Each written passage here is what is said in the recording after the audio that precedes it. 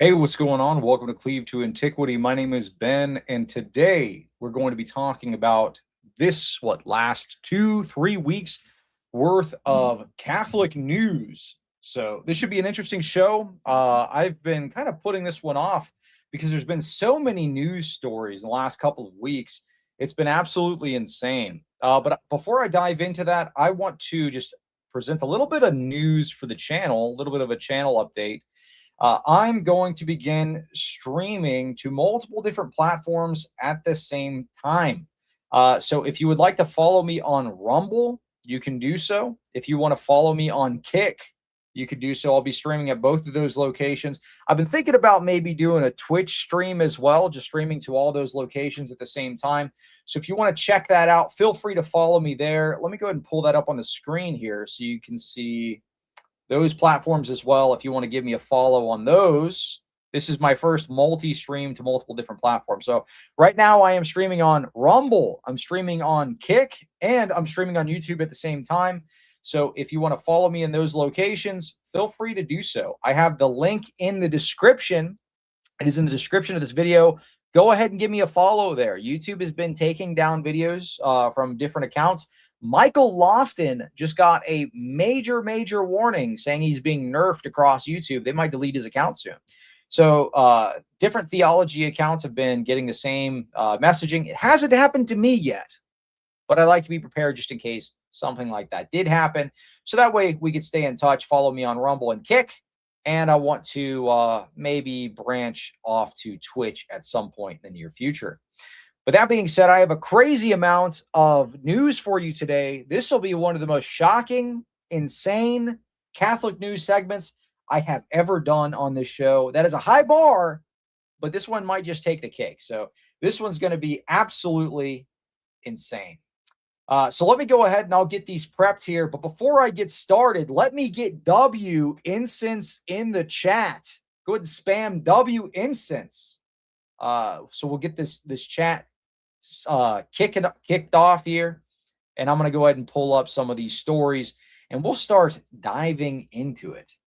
Go ahead and start spamming W incense, W incense. And I'm going to look for a dope sound effect there.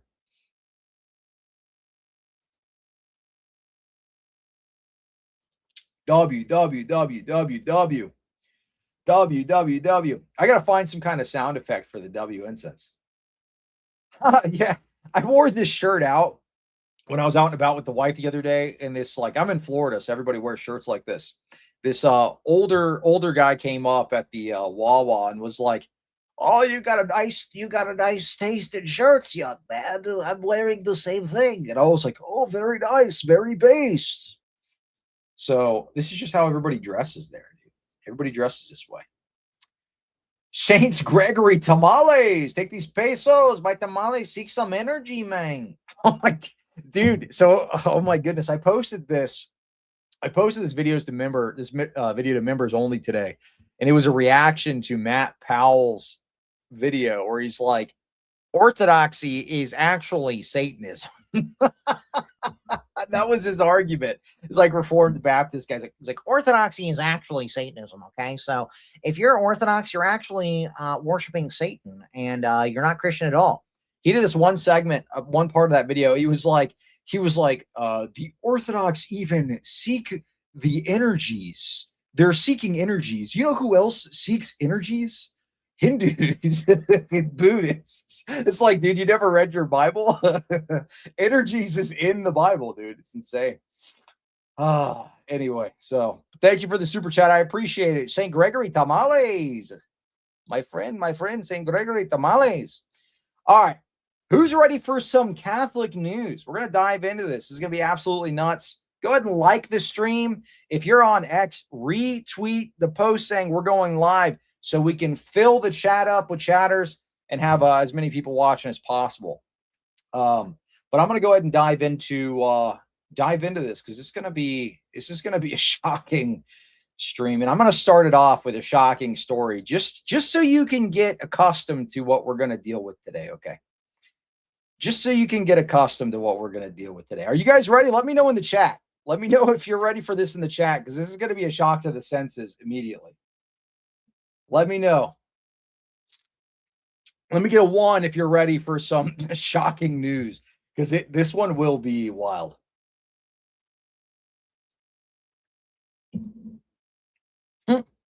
If we must, this is a cross you must bear. A cross you must bear.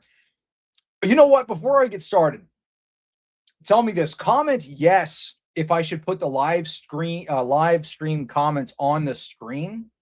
Say no if you prefer them not to be in the way. If you want them up there, comment yes. If you don't, say no. So that way, I'll know whether or not to put these up on the screen. Because sometimes they're funny. Sometimes they're funny to read and for people to see. Yeah. No. Somebody says no. Mixed crowd. Yes. No. Yes. No. Yes. It's like perfectly even. Okay. I'm going to leave them off for now, since it's about half and half. I'll ask later. A bunch of people say yes. A bunch of people say no. Yeah. I might do a poll for it later. How about that? I'll do a poll for it later, and then we'll see. I just think it's kind of funny when everybody's spamming the chat to see that up on the screen. Actually makes the stream kind of funny. No, all of them. Puts them all in the little look. I'll show you what it looks like here. Let's do this. I'll show you what it looks like first, and then we'll see if it does it. Where's the thing here? If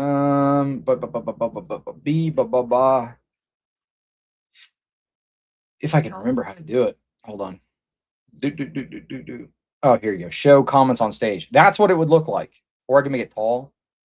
Or I can make it wide. I think regular is kind of cool. Font. There you go. Big. There you go. What does that look like? Good or bad? I take that back. No! Yeah, people are saying, no, I hate that. It's ugly. All right, I'm going to remove it. All right, let's dive into this. I'll dive into it. Our first story, Lord have mercy on us. We're in for a long night here. Our first story here is Cardinal associated with Skittles. Can I say that word on stream? And Freemasons now campaigning for synodal canon law changes. This is our first story of the night.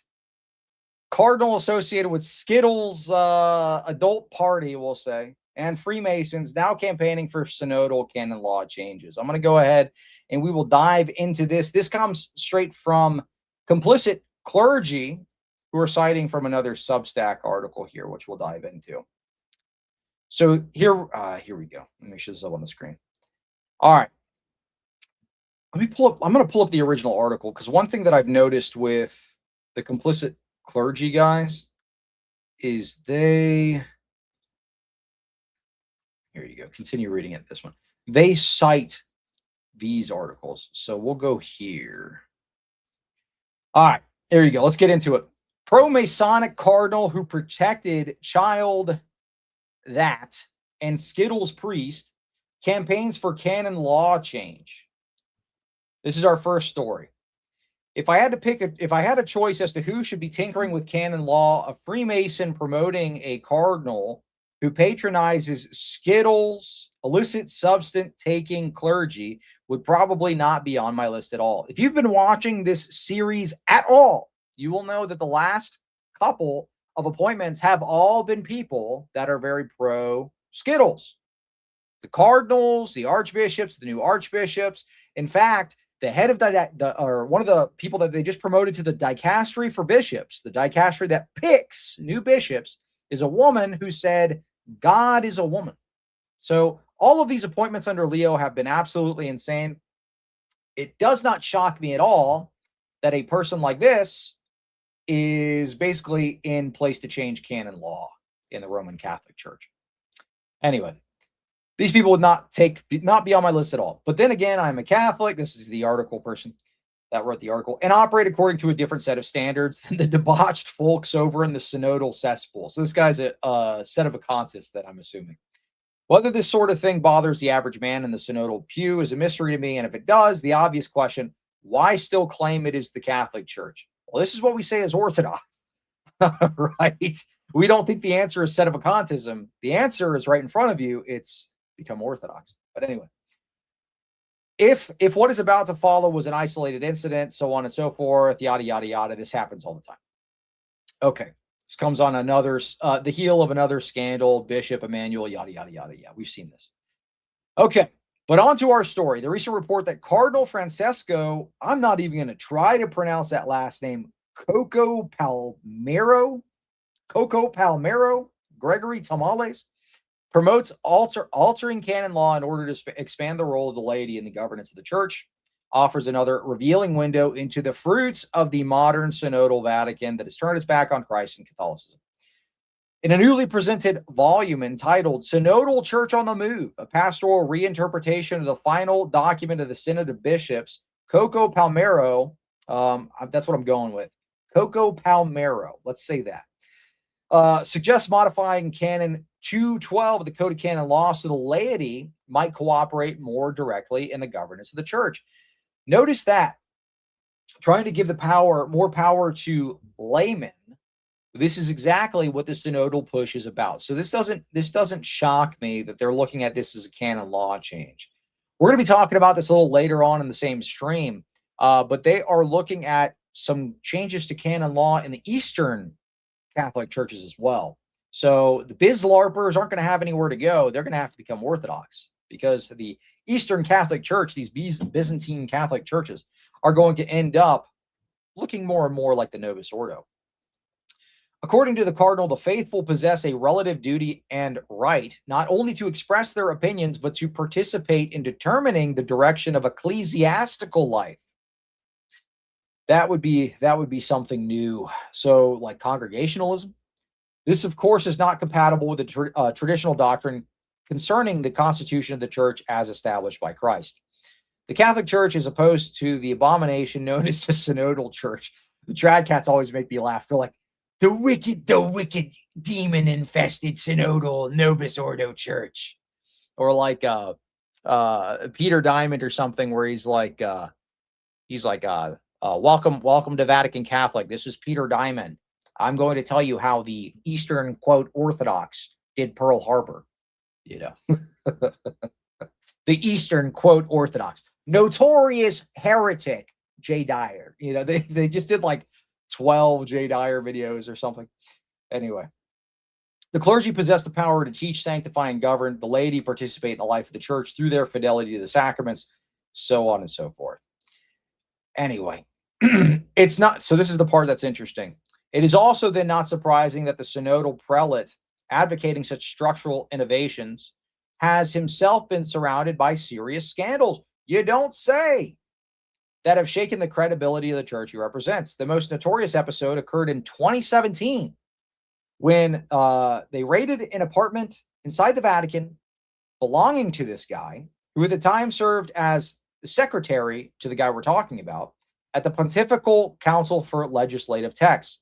The police action followed complaints from neighbors about unusual disturbances and suspicious activity. When the authorities entered the apartment, they discovered a gathering involving Skittles acts and the use of narcotics. So this is the people he's involved with. And supposedly he himself tied to some of these. A gathering involving Skittles acts and the use of narcotics. These are the people who are going to be changing canon law in the Roman Catholic Church. He was arrested, later sent for treatment related to illicit substance abuse. The apartment itself had been assigned through the dicastery connected to the cardinal, and Capozzi had enjoyed the patronage and support of Coco Palmero in his ecclesiastical career, so on and so forth. Anyway, scandal, so on and so forth, yada, yada, yada. It exposed yada, yada, yada, yada. Okay, next example. Further controversy has surrounded the cardinal in relation to the case of the Italian priest Don Moro Inzoli, who has been convicted of essay of minors. Lord of mercy. Reports from journalists and church investigators, so on and so forth. I don't need to read this whole thing. The guy covered up for this dude, which is like par for the course, okay? I typically try not to discuss this on the show because it's so freaking dark, but I mean, it's kind of, it just pops up in a lot of these different stories. Unfortunately, this is a common theme.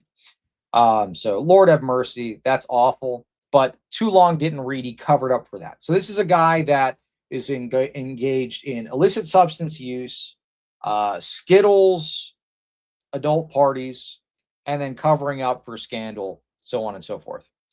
Anyway, last piece here. Another episode that provoked widespread concern involved his participation in meetings with representatives of the Masons, the Freemasons. And wait for it, his suggestion that a permanent form of dialogue might be established between the church and Masonic lodges. Lord have mercy, dude. Lord have mercy. So, shocking. All right. But this isn't the worst story that we have today. So, to summarize this gentleman here, this lovely, lovely gentleman, this cardinal, is associated with Skittles adult meetings, wants to establish regular dialogue with Freemasons, and is going to be changing Roman Catholic law. Yippee! Super shocking. Not really, but this is just the state of the Roman Catholic Church at the moment. A lot of these appointments have been absolutely wild. Prod, $10 super chat. Onward towards the goal. Break out them piggy banks, y'all. I appreciate it. Thank you for the support. You get a vitamin K for that one. Vitamin K. I said it's found in yogurt and alfalfa sprouts. Vitamin K. I got a couple new soundboard things I'm going to be trying out this stream. So we'll see if it goes well. But yeah, this one, crazy story to start with. All right, let's get on into the next story here. So I have a bunch to share with y'all. This one takes us to Africa. The Roman Catholic Church in Africa is kind of going through some interesting stuff. Let me take this down here. This one comes from Radical Fidelity as well.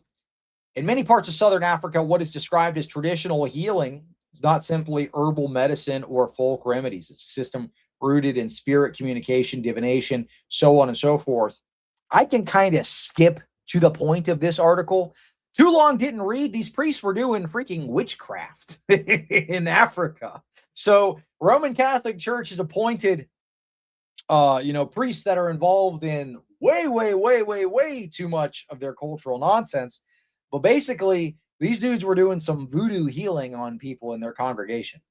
That's what was going on here. So the good thing, though, is these guys were put on involuntary sabbaticals for practicing witchcraft. So, yeah, basically, African churches doing voodoo, doing witchcraft, African voodoo witchcraft. So you go to your Roman Catholic Church in Africa, and they're going to, do the Ooga Booga chants, and all that kind of stuff. Long story short, I don't even need to dive into the article. These guys were actually put on involuntary sabbatical. So good for them. All right. I wanted to dive into, I shared a short about this. The Father Ripperger statements were kind of wild. Let's see if I can find, there was a video I had. I don't know if I bookmarked it, but it was on LifeSite. No, I didn't. Let me go ahead and find that on LifeSite News. LifeSite News, Father Ripperger, because this was an interesting story. So Father Ripperger went on the Sean Ryan show, and a couple of his statements were pretty wild. He acknowledged that, this might have been on Sign of the Cross, maybe. Yeah, I think they have two pages. Sign of the Cross. Anyway, so he was on this show, and he says that he has this ability to talk to demons and stuff. So Father Ripperger, if you don't know, he's an exorcist in the Roman Catholic Church. And he did this show on Sean Ryan's podcast where he was talking about some of the exorcisms he has done. And he said something along the lines of, well,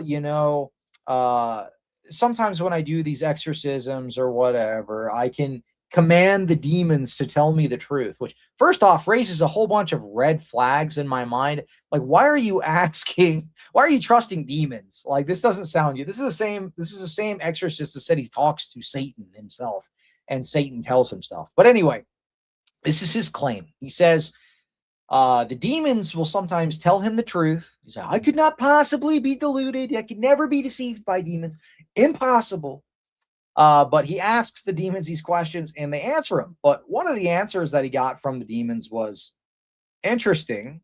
I posted a short about this earlier today, but I just wanted to cover this little expose that Sign of the Cross did from LifeSite News. I'm going to skip forward a little bit, and he's going to be talking about some of the statements that he made. And then I'm going to cover a couple articles on the subject because I thought it was interesting because it raises a whole bunch of questions, dude. First off, why is this dude trusting demons? Why is the priest constantly talking to demons if he's an exorcist, right?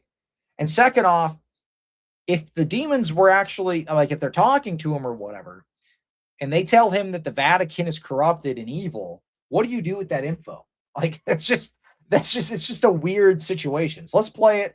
We'll take a look at it, and then I'll share a couple of comments. The demons will reveal crimes that have occurred. And so in the cases that I have been in, they have not revealed much about the people in the civil authorities, their crimes so much as they have about the very specific rituals and crimes that people in the hierarchy have committed. And so they've talked about very specific details given. Is the video not playing? Is it like frozen? What is going on with this thing? And the civil authority hierarchy have committed. I thought this was such a weird statement to make. The other exorcists, they only have bits and pieces. They don't have the full details like I've got the connection to these demons. I got the interconnection to these demons. They give me the scoop, dude. We're tight, bro. They give me the scoop. These other exorcists, they don't really give them that. They don't give them that much. But me, look, I'm their top guy. Let's say that, okay? Let's just say I got the inside scoop, okay? Things that they shouldn't be involved in. And so but the other exorcists. Hey, we got Father Stephen DeYoung in the chat. Roman Catholic bishops, we should listen to the laity's opinions. Trad lady, in my opinion, they should ignore my opinion. True. Truth, Newt. Even the names of the people involved, the demons have said to us, they've actually meant not just. Yeah, I'm the best exorcist. Everyone knows I'm the best. There's a lot of good ones, but I'm the best. We all know. Everybody knows it.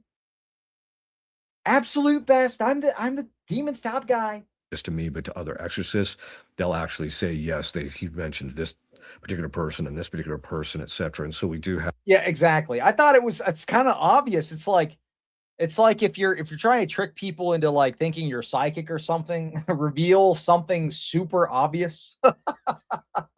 The Vatican is corrupted. Whoa! This must have been revealed to him through a mystical power.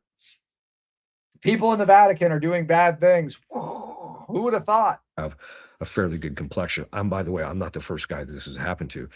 The Father Amorth, who was the head exorcist in Rome for like 40 years, he complained about this very problem that had been going on since he was just starting being an exorcist. The head exorcist in Rome, one of the head exorcists in Rome, I'm not going to mention him because I don't want people calling him up and say, who are these people, right? But he has also complained about this exact same set of problems, that we have people that are fairly high up. And he even notes that these things get revealed during masses, and that the start of exorcisms, when he says his mass, and he believes that God convinces or.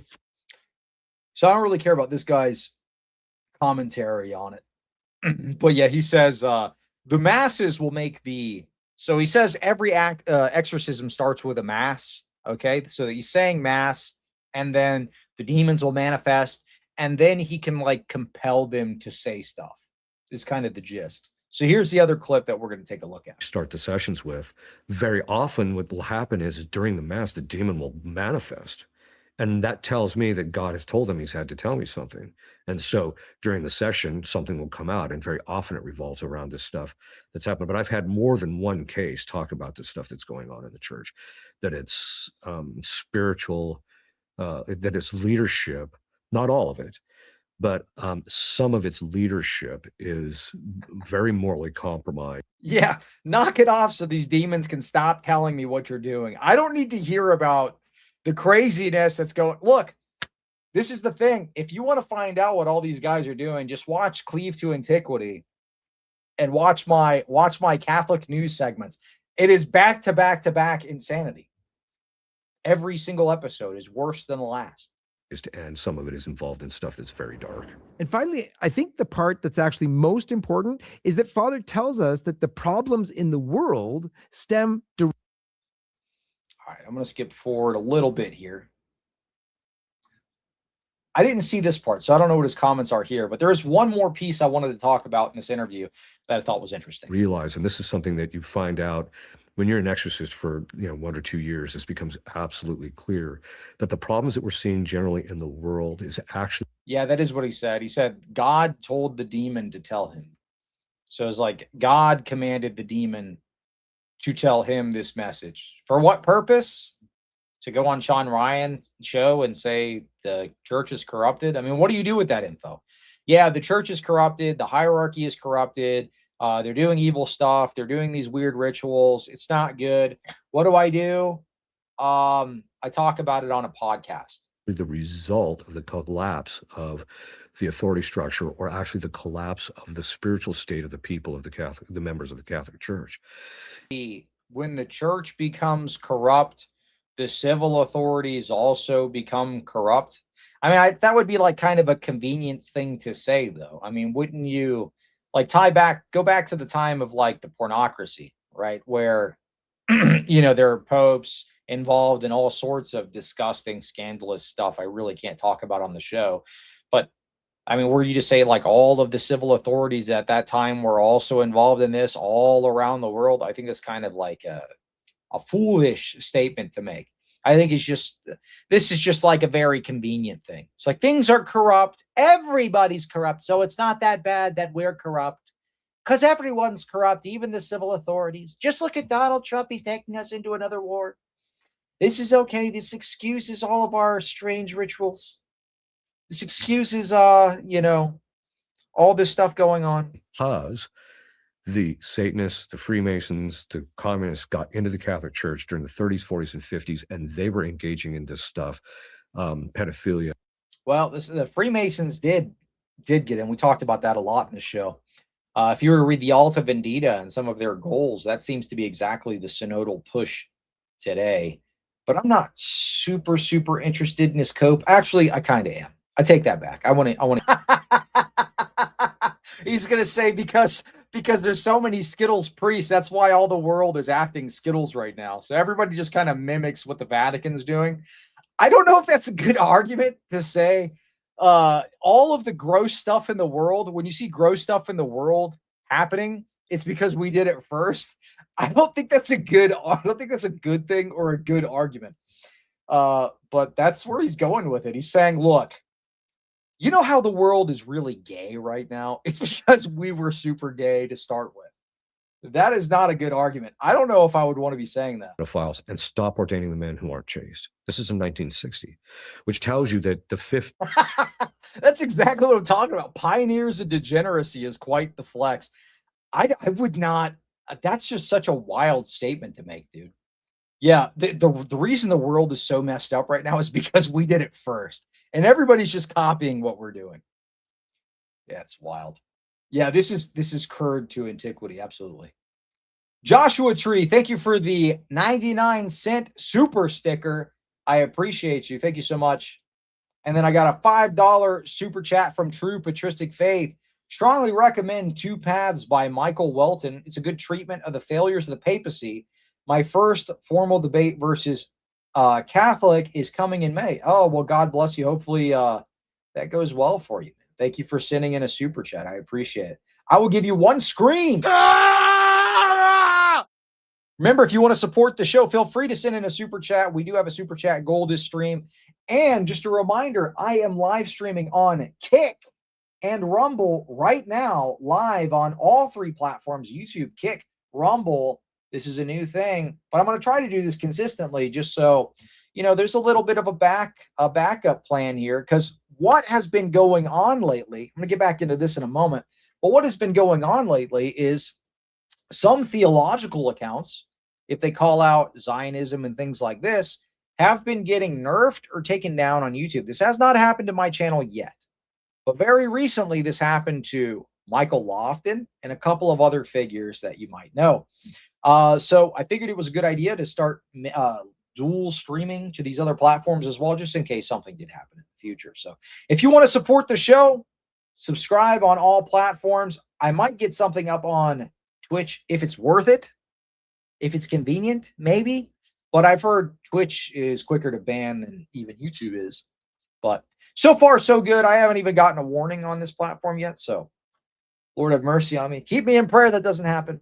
But we'll keep going on with the show. These was a particular problem with its infiltration. And then once they got into positions of authority, they allowed men who had these problems to stay in. Thanks for watching. Please like and Okay, there was one more thing that I wanted to talk about on this. Let me see if I can find that article real quick and I'll pull it up. He made another claim in this. There you go. Okay. I'm going to pull this up on the screen. This is also from Sign of the Cross here. Father Ripperger states, abomination of desolation refers to the compromised Vatican. That is an interesting statement to make. So the abomination of desolation refers to the compromised Vatican. You know what I find so interesting about this statement is this is the exact thing that sedevacantists say. This is the same thing that Vatican Catholic, the Diamond Brothers, have been saying for years. They said the abomination of desolation was the post-Vatican II, the Vatican II sect, you know. So Father Ripperger is kind of taking sedevacantist talking points here, which is interesting. I wonder if he's considering making a move. But I'll read the article here. So he said this in the interview, but we'll just go through this article real quick. Father Ripperger states, abomination of desolation refers to the Catholic Church becoming compromised. And as you heard in the stream earlier, this is exactly what he said. He said the church is compromised. He says the book of Daniel refers to the abomination of desolation as tied up with the abomination of a public daily sacrifice. Anyway, exorcist Father Ripperger shares an explosive recent interview that scripture's reference to the abomination of desolation taking its place in the temple is actually a reference to the Catholic Church being compromised. Father Ripperger explained the reference in an interview with podcaster and former U.S. Navy SEAL Sean Ryan while refuting Protestants who mistakenly believe that the book of Daniel's reference to the temple is about the third temple and some kind of Jewish antichrist. So is he saying the antichrist is going to be a pope? Question mark? Is that what Father Ripperger's take is? Is he trying to say that the antichrist will be a pope? You know, if I were to pick a candidate for most antichrist-like pope, that might be our current one if you've seen all the appointments that have been going on lately. And some of the statements that he's made as far as religious pluralism and Skittle stuff goes. But I digress on that take. These Protestants want to help rebuild the Jewish temple in Jerusalem in an effort to usher in the Antichrist and by extension the second coming of Christ, Father Ripperger noted. The fathers of the church are clear that it will never be rebuilt and that the reference to the abomination of desolation taking its seat in the temple is actually a reference to the Catholic Church, explained the exorcist priest. This means there's going to be some way in which the situation of the church will become compromised, he added. This interpretation of the church fathers is supported by the fact that Christ himself warns of the abomination of desolation referred to by the prophet Daniel as something to come in the future.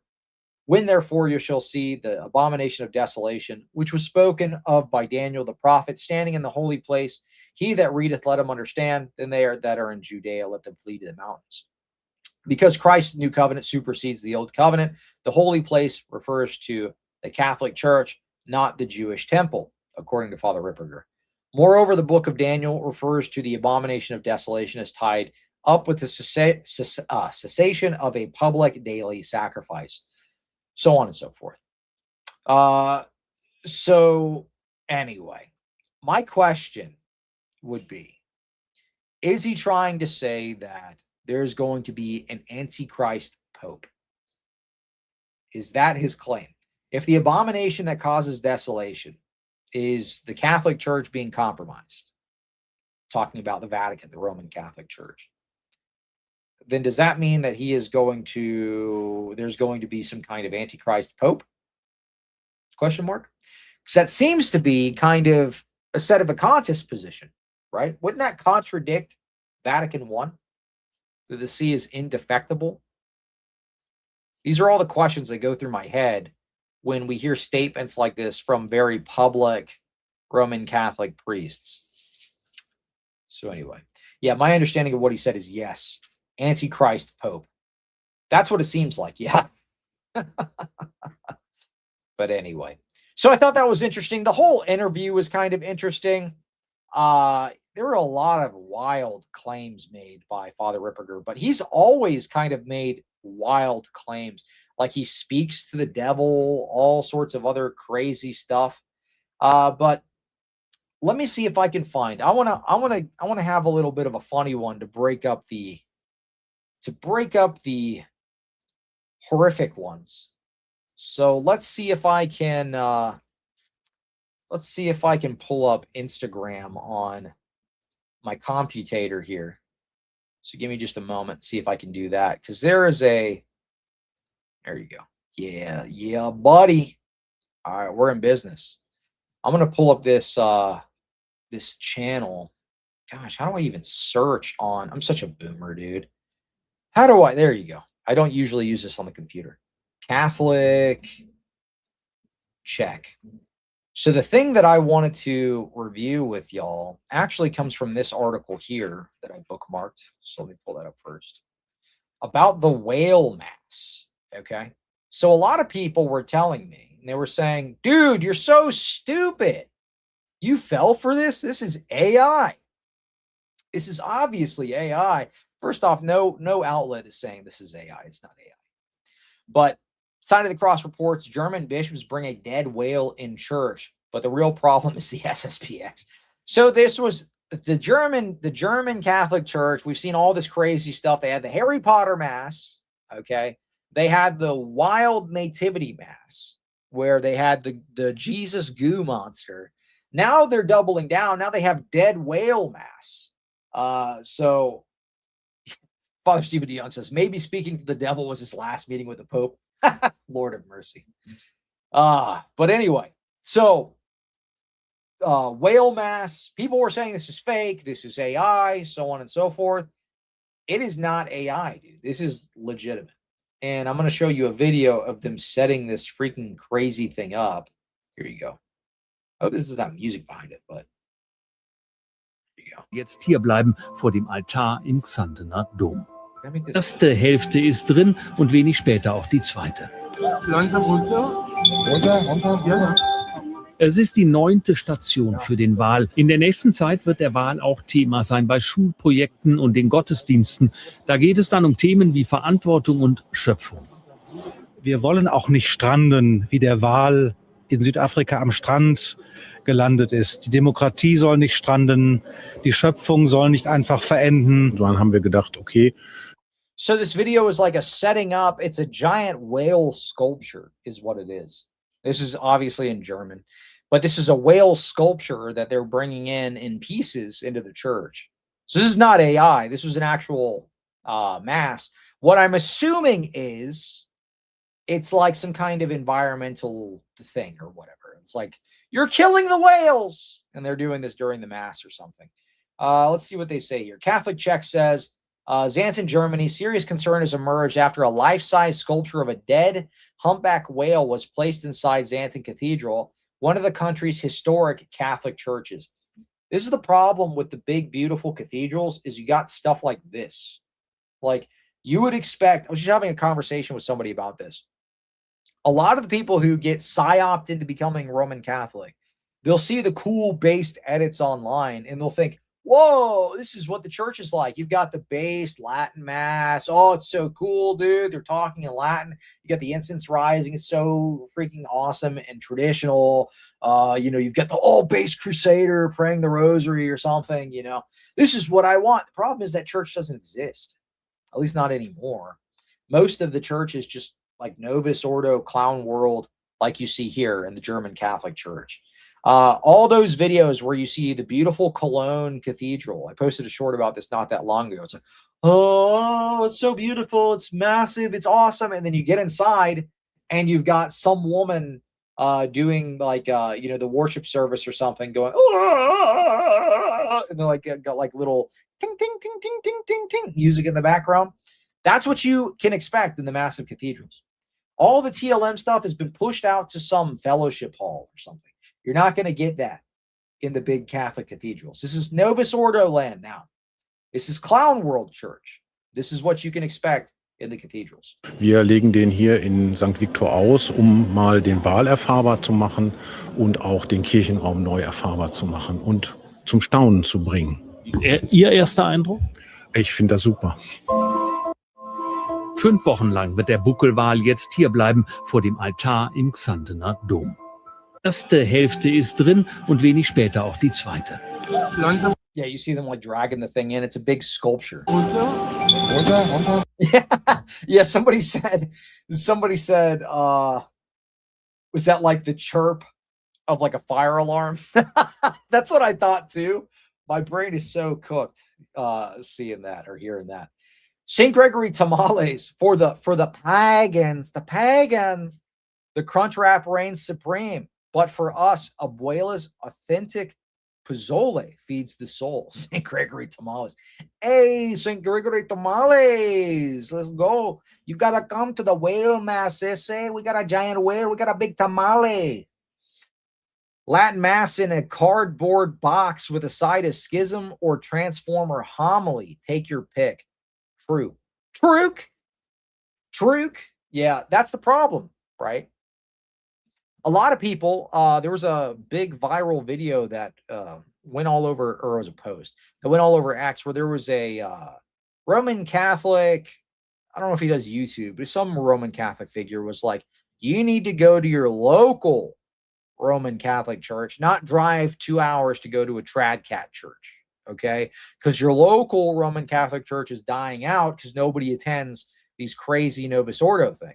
So when that happened, there was all sorts of like posts like, I'm not going to this church. They do freaking pagan, celebrate pagan holidays and stuff like this.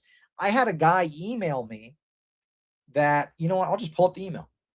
Why don't I just pull up the email? This is a guy that was like, my local Roman Catholic church has a freaking black Jesus crucifix and a Pachamama statue. Let me see if I can find that. And I said, send me a picture. There you go. All right, I'm just gonna, let's see if I can. There you go. All right, I'm just gonna pull this up here and I'll make sure I don't show the guy's email. Yeah, there you go. So he was saying that he actually asked the priest about this. So you get the black Jesus on the left, and then this is their quote-unquote Pachamama statue. They were saying this also represents some Roman Catholic saint, but for them it has a dual meaning or something. But I guess the priest explicitly said, no, this is Pachamama. This is a Pachamama thing, and it's fine because, Francis blessed it at one point, the other Pachamama in the Vatican. So it's okay. You see, the problem with this stuff is the apologists in the hierarchy don't actually see eye to eye. They contradict themselves constantly. This is like with the very nice gentleman that I had a conversation, or a very nice gentleman that posted the video not that long ago. The ex-Muslim dude, Ish, that's his name. He's a nice guy, okay? Posted a very honest video. And what did you hear from all of the Roman Catholic apologists on the subject of Vatican II, right? Oh, well, Muslims having the same God as Christians doesn't mean we can't evangelize to them. It doesn't mean all of these other things. It really has no impact on how we, live life in the church. It doesn't mean that they're involved in the plan of salvation, that kind of thing. But then what do you get actually on the ground? You get this, which was actually a very good video, but this is Ish. He's a ex-Muslim that converted to Roman Catholicism. Please, nobody mock this guy, because this was a good, honest video. And he's talking about the struggles he's had in the Roman Catholic Church. Listen to what he has to say and what his bishop told him about the situation. And halfway through his discussion, he finds out that I evangelize to Muslims online and I'm becoming quite popular. And he tells my wife, or my wife now, I should say, are you okay with that? like isn't like he was in shock. He was like, this is not a good thing, which is not surprised, to be honest. I'm not surprised that his bishop did that, because the majority of bishops I talked to, or the majority of bishops I heard about in North America, actually tell their followers not to evangelize to Muslims or Jews because they worship the same God and all that stuff. And halfway through, it's this. So most of the bishops in America tell their followers not to evangelize Muslims or Jews because they have the same God and all that stuff. So Pope Francis blessing the Pachamama has real-life ramifications in the life of the parish. Vatican II's statement about Christians and Muslims and Jews having the same God has real-life ramifications in the life of the parish. All of these things that the apologists tell you, the Pope's explainers tell you, don't actually matter. Well, guess what? They actually matter a whole heck of a lot in the life of your average Roman Catholic, which is a mess. So pray for this guy. Again, not mocking him at all. This is a very sad story if you watch the entire video. So keep him in your prayers. Hopefully one day he becomes Orthodox. That's obviously the goal. But bishops are telling the layman not to evangelize Muslims or Jews because they have the same God, which brings us into our next story. Okay. This was a statement by the Vatican. Vatican equates Ramadan and Lent in an interreligious dialogue message. So they compare the two as if they're somehow equal. Let's see what the Vatican said. The Dicastery for Interreligious Dialogue expressed hope that through the shared season of Ramadan and Lent, our inner transformation becomes a catalyst for a renewed world. These statements are not unique. These have been made time and time again by the Vatican. They made a statement recently about the Diwali celebration by the Hindus. They said that they earnestly seek the one God. So it seems like almost every pagan holiday, they have to say something about this stuff. But anyway, the Dicastery for Interreligious Dialogue has sent a message to Muslims on the occasion of the month of Ramadan. The Islamic season of fasting coincides with Lent this year, and what the message calls a providential convergence of calendars. So God willed this convergence of calendars so we can have some form of unity with Muslims. Cardinal George Jacob Kuvakad, prefect of the Dicastery for Interreligious Dialogue, expressed his hope that through the shared season of Ramadan and Lent, our inner transformation becomes a catalyst for a renewed world. The approach adopted in the letter is erroneous in two respects. It falsely equates Lent and Ramadan. Yeah, exactly. It presents a false naturalistic understanding of Lent. And then they go through and they say the distinction. But this isn't new. This is not new for the Vatican to be making these types of statements, equating, Christian holidays, Christian observances with pagan observances. So when people say this stuff has no effect, this is just some kind of like random one-off thing. Of course, they make inroads with these other religions and things like this. It's no big deal. It has no actual effect on the life of the laity. That is a complete lie. I guarantee you're going to have some sort of ex-Muslim next, make some post about Ramadan, and he's going to get reprimanded by his bishop because he's going to say, well, Ramadan's basically the same thing as Lent.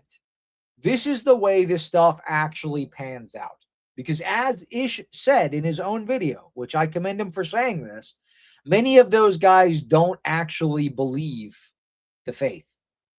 They're just in these positions. They don't actually believe it, which is evident by their actions, evident by what is basically blatant apostasy in a lot of these interreligious dialogues and statements that they make.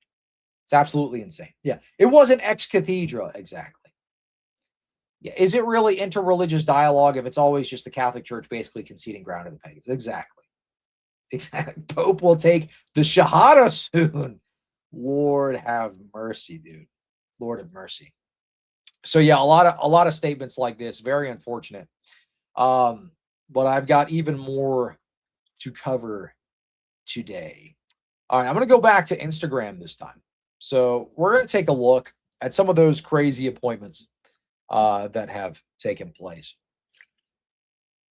On the show, we've talked a lot about the German Catholic Church and some of their push for synodality and things like this. Many are thinking that the German Catholic Church is headed for schism, that they're going to break off from the greater Roman Catholic Church. That might just be the case based off of who has been appointed very recently. The new elected chairman of the German bishops is involved and has some very interesting takes. By the way, guys, remember, I have a super chat goal. Help me reach the goal. I appreciate y'all for supporting the show. So let's take a look at this. Horrible news. New elected chairman of bishops supports Skittles blessings and female ordination. Lord of mercy. Okay. And I've got some articles to dive into this. So this is the new head of the German bishops, the ones that have been causing all the trouble. So instead of rectifying the issue by, maybe appointing somebody a little more conservative so they can find more ground, maybe that might rectify the issue. Well, let's see what they do. Nope, they appoint the most woke dude they could possibly find, and he's the new chairman of the German bishops. So you can expect many more wild whale masses, Harry Potter masses, Ramadan mass. Well, we might find a Ramadan mass coming up soon. Who knows? Anyway, breaking. Bishop Heiner Wilmer elected today as the new chairman of German Bishops' Conference. Wilmer is one of the most heterodox voices in the nation. So like the worst guy they could find. Strongly supports the German synodal way, including female ordination. So he wants women priests, Skittles blessings, and changing moral teaching. So basically he wants Skittles people to be able to get married. Was rumored to be Pope Francis's pick to lead the CDF, but Cardinal Pell and Mueller scuppered the move. But now he's got the position. All right, so I'm going to go ahead and I'm going to pull up the article on this because there's some more information about this gentleman that needs to be covered because this is an absolutely insane move for the German Synodal Church. If you recall, in a previous episode, we were talking about some of the things that they wanted to push in the German Synodal Church. Basically, they're pushing for the ability to vote on doctrine, okay? They're pushing for the ability for the German bishops to be able to vote on doctrine. There was a recent study that showed something like 70% of German bishops support Skittles marriage. So it doesn't really shock me too much to see that, or it wouldn't shock me too much to see that happening if this was pushed for. Michael Lofton did a video very recently where he said this would obviously cause schism because the Roman Catholic Church wouldn't put up with the German church if they pushed this forward and then they said, you know what, Skittles people can get married. I'm not so sure anymore, judging by all of the people that have been appointed recently. So anyway, let's take a look here. German bishops elect pro-Skittles activist to chair German Bishops' Conference. Bishop Heiner Wilmer, 64 years old. He was elected today as the president of the German Bishops' Conference. He entered the religious order of the Sacred Heart of Jesus at the age of 19. Pope Francis appointed him as bishop in 2018. He did a blessing ceremony for train operators. In a homily in October 2021, he called for a fresh perspective on this word here. In 2022, he supported Out in Church, a movement made up of Skittles church employees, following the Vatican's rejection of the blessing of same-sex unions. What are you talking about, dog? They be blessing them things all the time. You crazy. All right, we must continue to discuss the blessing of same-sex couples and must not treat it as taboo. It's about recognizing the realities experienced by same-sex couples today. In September 2022, he voted in favor of a text from the German Synodal Way that sought to change Catholic sexual morality. The text called for the acceptance of Skittles acts and various fictitious gender identities. So if someone wanted to identify as an attack helicopter, they'd be able to do so under this document that he voted in favor of. He said, I find it very difficult to accept that the 2/3 majority of bishops was not reached, said Bishop Wilmer. This is a real disappointment. As I said, about 70% of these bishops are in favor of Skittles weddings. I'm not making this up. This is from his own freaking mouth here. 2022. This was in 2022. 2/3 of the bishops in Germany support this nonsense. And he's saying, I'm upset that 2/3 of the bishops didn't vote to recognize they, zim, zer pronouns. This is what this guy is concerned with. All right. In September 2024, he appointed 3 people in charge of the pastoral care of Skittles people. This team will provide advice in cases as diverse as the baptism of a child from a Skittles couple, blessing ceremonies for train operator people, celebrating their transition, Lord have mercy, and support for families with non-binary children. So this is stuff that he's already doing. And this is the new head of the German Bishops' Conference. Okay. There was a video on Instagram that talked about this particular, the pastoral care of Skittles people thing that he had set up. But the caption on this is weird, is wrong. But I'll play it anyway. Just ignore the caption. All right. So this is here. It says German Catholic priest publicly advertises for Skittles roommate. The video has nothing to do with this. But let's see if the subtitles pop up on this, because it's all in. Wolfgang Rothe vor. Oh, that stinks. The subtitles don't pop up on PC. Whatever. I'll read it to you. All right. A German Catholic priest has caused alarm. Yeah, this part isn't even in the audio for this video. So this part is, though. Father Wolfgang Roth, a priest serving in Munich, announced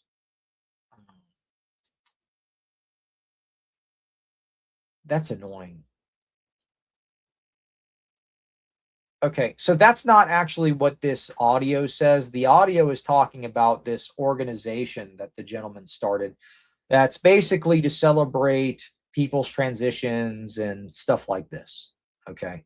That they want to support people who have Skittles kids and make them feel welcome and make the church more inclusive, so on and so forth. But yeah, so that's what's going on. Basically, the new head of the German Bishops' Conference is the guy that set up this organization here. Okay. And this is some of the people that are working in this organization. There's some footage from this where they're talking to, these types of people. So this is what's going on in the German Roman Catholic Church here. They're more concerned about holding up rainbow flags and welcoming in Skittles people and doing marches with train operators. You get the point. The German Roman Catholic Church is an absolute train wreck, and it's been for quite some time. All right, let me check out the chat. Ukrainian Ortho, new member. I appreciate you. Thank you so much. Mangup, I don't know how much that is, but it's pink, so I appreciate you. Thank you. Hey, chat. Hey, Cleve. Any advice on how to know if she's the one? What you talking about? You want some dating advice? Or me? All right, let's see. How to know if she's the one? I mean, I know nothing about whoever you're talking about. But, I guess the most important thing would be make sure, she's Orthodox. Don't be dating no atheist chick. Okay. Honestly, I think one of the things that a lot of people really get stuck on, especially young men, is they try to figure out, like, how am I going to find a woman with, like, the correct politics? Or how am I going to find a based woman? The answer to that is you probably won't, unless a man already kind of made her that way, right? It's kind of your job to guide her into some of these things and explain these things for you, or explain these things for her. So yeah, I mean, that's the main thing. Don't get tripped up and say, like, oh, but she's like a centrist, or maybe she's like a little bit of a lefty or whatever. If you're a real man, you can kind of influence these things. Barrett, been to Jordanville yet? No, I have not. But that would be an interesting trip to make. I plan on going to a couple of conferences. I was going to try to go out to Montanica, but the flights are expensive, dude. They're like $400, $500 flights. And I'm not like speaking or anything, so it'd just be to go for fun. But I heard that there might be another one in Florida at some point in the near future. Excuse me, in the near future. So that'd be interesting to check out. Yeah, no septum piercing. Hey, they could take him out, dude. They could take out the septum piercing. Okay, it's not that big of a deal. Modesty is huge. All right, the biggest thing is this: is she humble enough to take direction? If she's like one of these very prideful women that's like, oh, I don't need no man. I'm super independent. You know, I like my freedom. All this type of stuff. Then you should probably move on. One thing that a lot of young men really get tripped up with is they're so slow to break up with women when they are dating. Okay, if you're dating, if you're courting somebody, right? That's like any red flag you see, it's only going to get worse over time unless you exercise headship. So you can't really teach someone. You can, it's difficult. I'll say this. It is difficult to teach someone to be humble if they're not already humble. Oftentimes people become humble through hardship. All right. So the most important thing I would say, other than obviously her believing in Jesus Christ, would be, is she humble? Can she take direction? Because if she can't, you're going to have a terrible marriage. One thing that I love about my wife is she will actually admit when she is wrong. And this is one of the things, you know, obviously sometimes it takes a while, but this is one of the things that made me fall in love with her is she will come back and say, hey, I overreacted. I didn't mean to do ABC 1, 2, 3, so on and so forth. She'll ask me to apologize too, obviously, but the fact that she'll acknowledge that is extremely rare. And it honestly, it made me fall in love with her. Another thing I would say is, if she makes you guess why she's mad, that's a massive red flag. You don't want a woman that makes you guess when she's mad. You want a woman that will tell you to your face why she's mad. Okay. I'd rather be nagged up and down, than have to guess why I made my wife mad.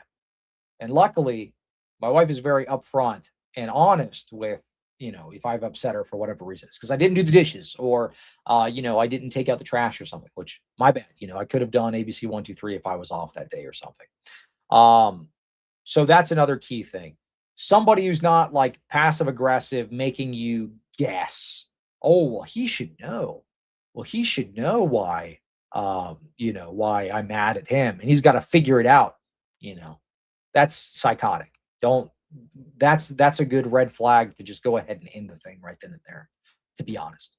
Obviously, if you're married to the woman, this is not applicable to you. I'm talking about dating, right? If you're dating a woman or something, this is the time for you to, there are many fish in the sea. This is somebody who, if you get married to them, you're going to be with them for the rest of your life. So you can afford to maybe be a little quicker about leaving the situation if it's bad. Okay. So that's what I would say. All right. Carlos the Catholic, what happened with Voice of Reason? We'll get into that in just a moment because that is interesting. Drago says, no offense to anyone, but I don't think marriage or relationships shouldn't be promoted in this era. People need to learn to be single for life. That is wrong. Absolutely not. We need people to get married. Young men, if you're watching this, do not follow the stupidity promoted online by dudes like, look, not everything Nick Fuentes says is stupid, but his statement on being single and not wanting to get married is extremely stupid. Okay.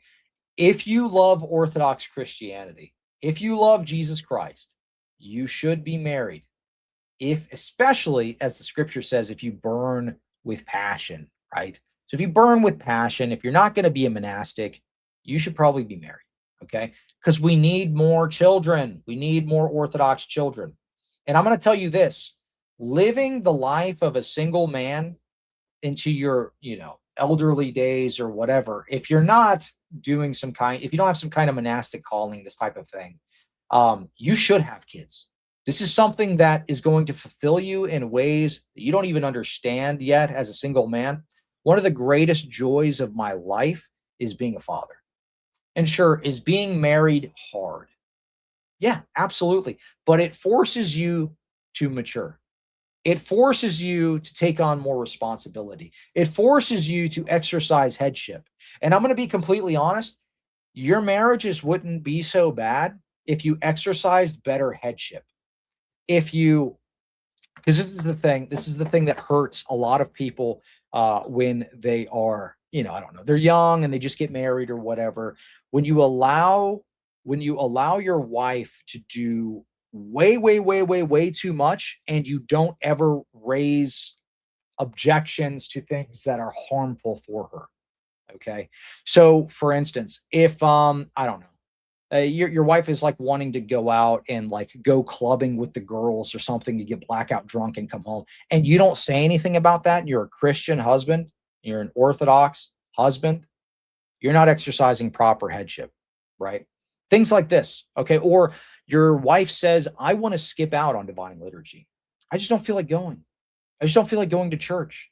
I just don't feel like getting involved in my church. And you don't say anything about that, you're not exercising proper headship. But the problem is, a lot of times, what a lot of these dudes will do is they'll either go to one end or the other. They'll either complain a lot and nag their wife a lot about stuff that doesn't matter, like they're going to get upset because their wife said, hey, can you help with the chores or something? And then your complaints don't hold any weight. Then your guidance doesn't hold any weight because you're doing it about everything, even the things that don't matter. When you reserve that type of conversation for what is actually useful and beneficial to them spiritually, then they understand that it's coming from a place of you wanting them to better themselves and you shepherding the family towards Christ. That has to be the objective. Not about making your life more convenient, but about what is good and what is best for your family, for your children, even at the cost of your own comfort. For instance, if let's say, your wife is struggling with her weight or something, okay, and you were to have a conversation with her about that, you have to be willing to make yourself uncomfortable. First off, to have the conversation, but then also to lead by example and say, I'm going to go with you to the gym twice a week. Even if I'm extremely busy, I'm going to make time out of my day to make sure that you're encouraged and motivated to go and do this thing, and we're going to get healthy together. That's one example. But there's a lot of young men today that are really psyoped online by all of these crazy women on like whatever podcast, or, these insane liberal women or whatever. That is not the case with maybe you can find some decent women out there. And the ones that are a little rough around the edges, if you practice proper headship and you've got your stuff squared away first, you can mold them, right? You can guide them and help to elevate them to the person that God wants them to be. And that's your job as a man. So no, the whole, we shouldn't be getting married or whatever in this age is a terrible take.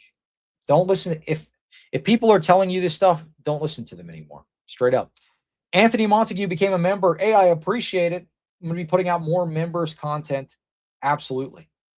Cool dude. Gotta resist the black pill. Remember, despair is a sin. Absolutely. Yeah, but anyway, I know that's not Catholic news stuff, what we're just talking about, but it's super, super important. Guys, young men, don't fall into this stupid, I'm gonna be an incel for the rest of my life thing. Look, it's not that difficult. Women are people. Go talk to them. You need to get married. You need to have kids. We need a lot more kids, right? We need a lot more Orthodox kids. Okay. So you need to do your part. If you want Christianity to grow, if you want Orthodoxy to grow, one of the best things that you can do is get married have freaking kids. But also put yourself in the mindset of an actual Orthodox Christian and be the head of your family, dude. Don't be some weak man. Oh, it's so hard. These women are so mean. I can't talk to women. I'm so scared. Meanwhile, you have Polycarp getting tied to a freaking stake and burned alive.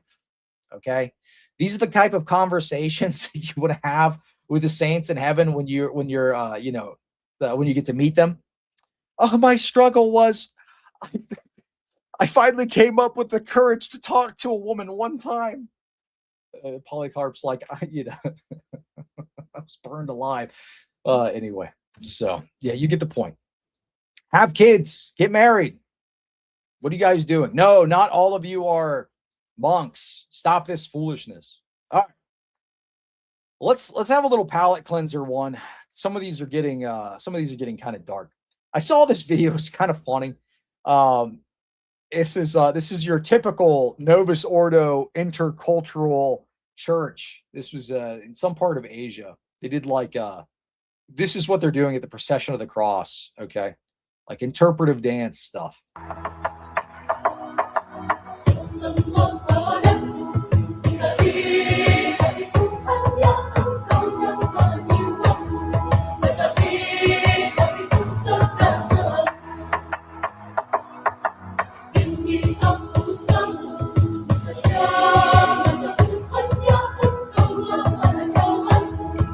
Let me tell you, this is actually how you find a wife. You got to get good dance moves like this. This is how you find her, okay? You walk up to her after a liturgy. You're just you're just walking up to her like this at the coffee hour, like this is the trick.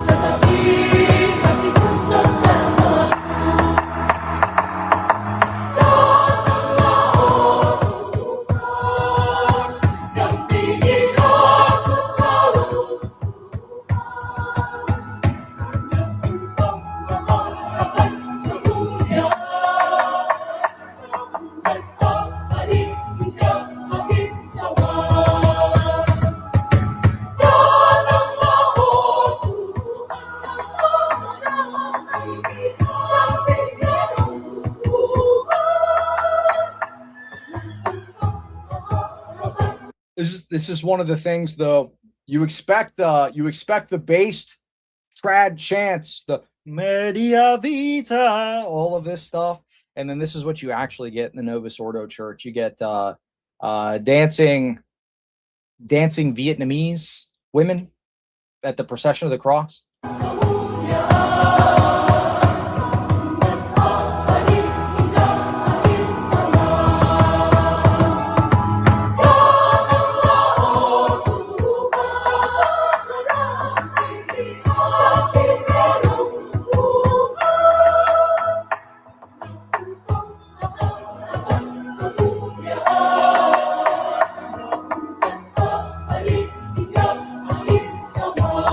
This is in Indonesia, the top Catholic church. It looks like they practice animism.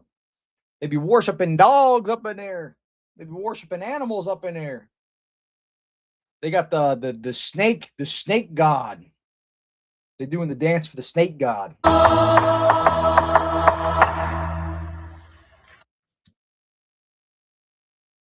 That's crazy, though. There's a video that I like to watch that's it's by Novus Ordo Watch. It was like Vatican II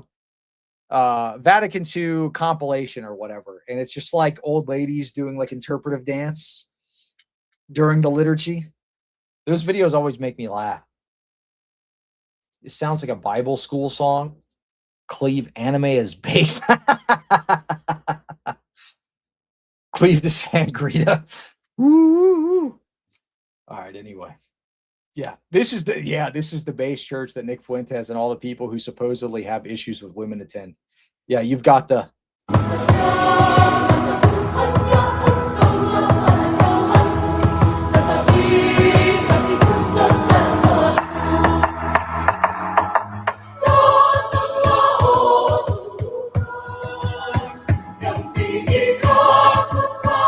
I don't know why that kind of slaps, dude. Hakama. All right, yeah. Anyway, so that was funny. That one was kind of like a palate cleanser there. All right. But yet, all right, so you can have the Indonesian Hukahaka Mass, but what you can't have is you can't have that pesky TLM, okay? You cannot have your traditional Latin Mass. It's over. If you're one of those pesky trads, get out of the church. They don't want you there. Archbishop declares excommunication for unauthorized Latin masses. You are excommunicated. You go to one of these stinking unauthorized Latin masses, you're getting kicked out. Look, but you can go to the Hukahaka Mass. You can go to Black Jesus Mass. You can go to Pachamama Mass. But you go to one of those unauthorized TLMs, dog, you trying to go to the TLM, you excommunicated. You out of there. All right. Brazilian Archbishop declares excommunication for unauthorized Latin Mass attendance. Don't let them find out. You're going to go to the fellowship hall 2 hours away only to get excommunicated for going. All right. Anyway, the Archdiocese in Brazil announced that celebrating or attending the traditional Latin Mass outside a sole-approved location would constitute public schism and incur automatic excommunication. And what they mean by the sole-approved location is these small little fellowship halls that they've designated everybody to go to. On February 11th, the Archdiocese in Brazil, the state of Alagoas, I can't even pronounce that, Brazil, issued a disciplinary note warning clergy and faithful that any celebration of the TLM outside the single authorized chapel within its jurisdiction would be regarded as a public act of schism. Nobody better be celebrating the TLM outside of the one little hut that I've allowed it to be in, okay, is basically what the Archbishop is saying. In conformity with Canon 751, the current Code of Canon Law, the celebration of the Mass in the old rite in another place will be configured as an act of public schism, which will imply automatic excommunication. So you can have the Clown Mass, you can have Alligator Mass, you can have Aztec Rite Mass, you can have all these things, but if you go to a TLM outside of the Pizza Hut that I've allowed it to be, taking place in, you getting excommunicated, though. That's it. The log cabin mass. Pretty much, dude. Have you ever, I remember when I was a Protestant and I was looking around for a TLM to go check out because everybody's like, oh, it's so based. So I'm like, I don't agree with Roman Catholicism at all, but it'd be cool to see at least once. In every major city, I tried to look for a TLM. It was always out in the boonies and it was in some rinky dink, either like ghetto parish or fellowship hall. That was really it. Yeah, that was really it. I saw the Roblox mass yesterday. Minecraft mass. Yo, there's a channel that does like Minecraft theology videos. They do like Minecraft and they talk theology. I would like to do like just a chill stream where I play games and talk theology. That'd be interesting. It'd be kind of fun, to be honest. But anyway. Yeah. Whale mass was less offensive than the goo alien nativity scene. That was sick. Yeah, that was rough. No, it wasn't Redeemed Zoomer. It was a different dude. He does like collabs on Minecraft or something. But anyway, long story short, you've got archbishops persecuting the TLM. They say if you go to one of these in an unapproved location other than the one Pizza Hut I've allowed it to be in, then you're going to get automatically excommunicated. So they'll allow the whale mass, they'll allow Harry Potter mass, they'll allow Jesus Goo Monster Nativity mass, they'll allow Hukahaka Indonesian mass, they'll allow all these things, but that TLM, that's associated with being conservative. That's associated with being trad. We don't want that. This is the new synodal church. We want you to be woke, liberal, to enjoy women nagging you in church all day, that kind of thing. This is what we want. The TLM is out, dude. We want freaking BMX mass, okay?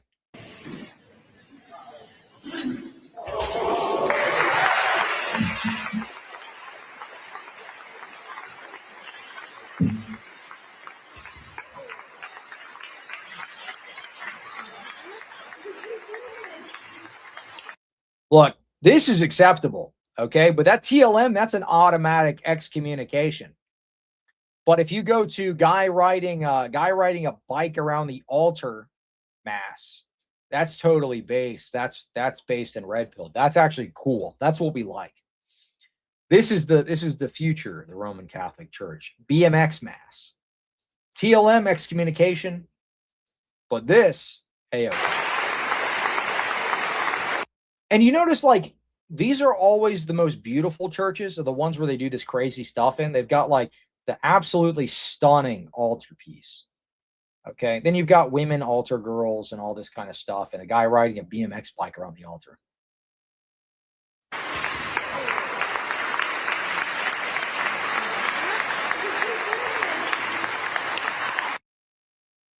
So it's just kind of the way it is. The more beautiful churches are always going to be like way more woke in Roman Catholicism, because it's what the hierarchy supports. At least it's what it seems like. They support the woke stuff.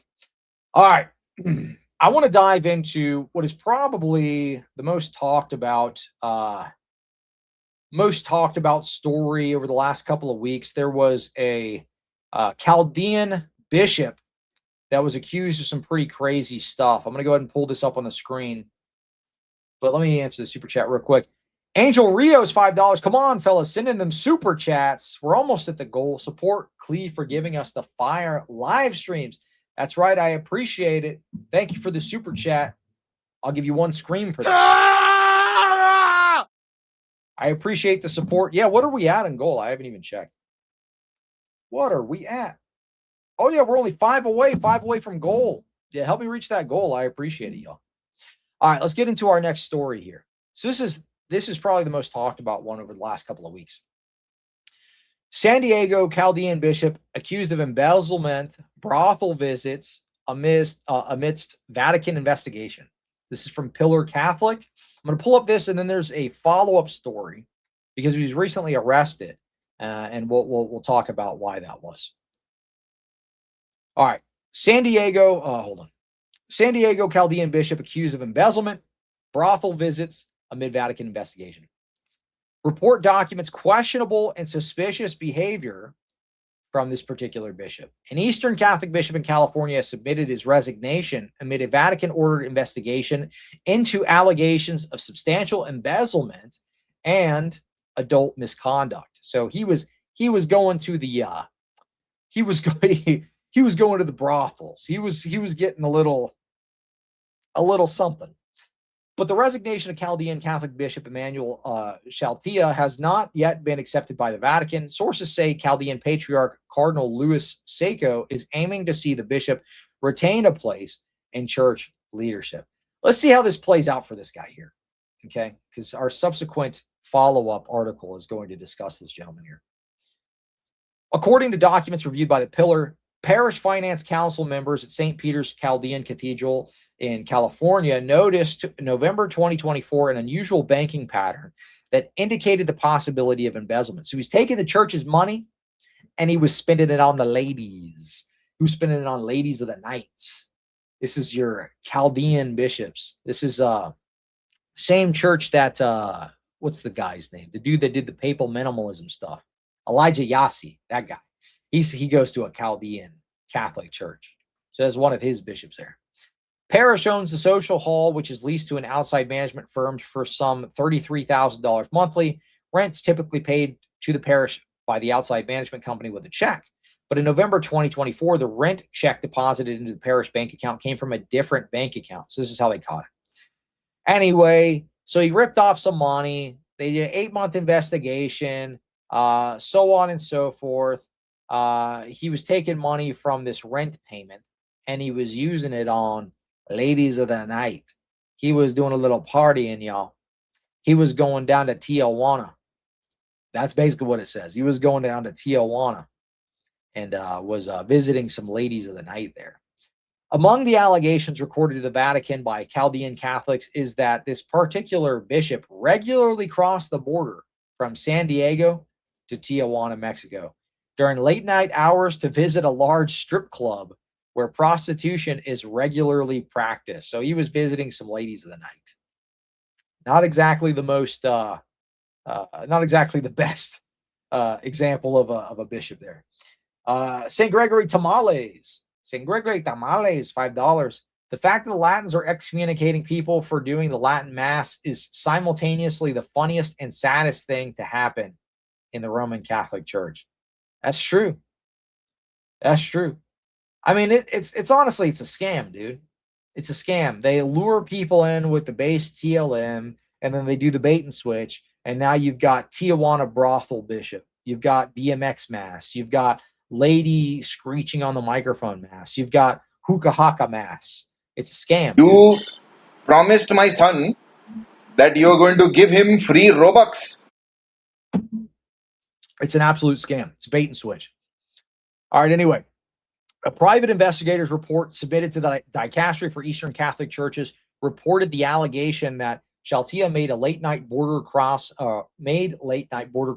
more than a dozen times in a single month. Man, he had to get to Tijuana. He had to head down to Tijuana 12 times in a month, bro.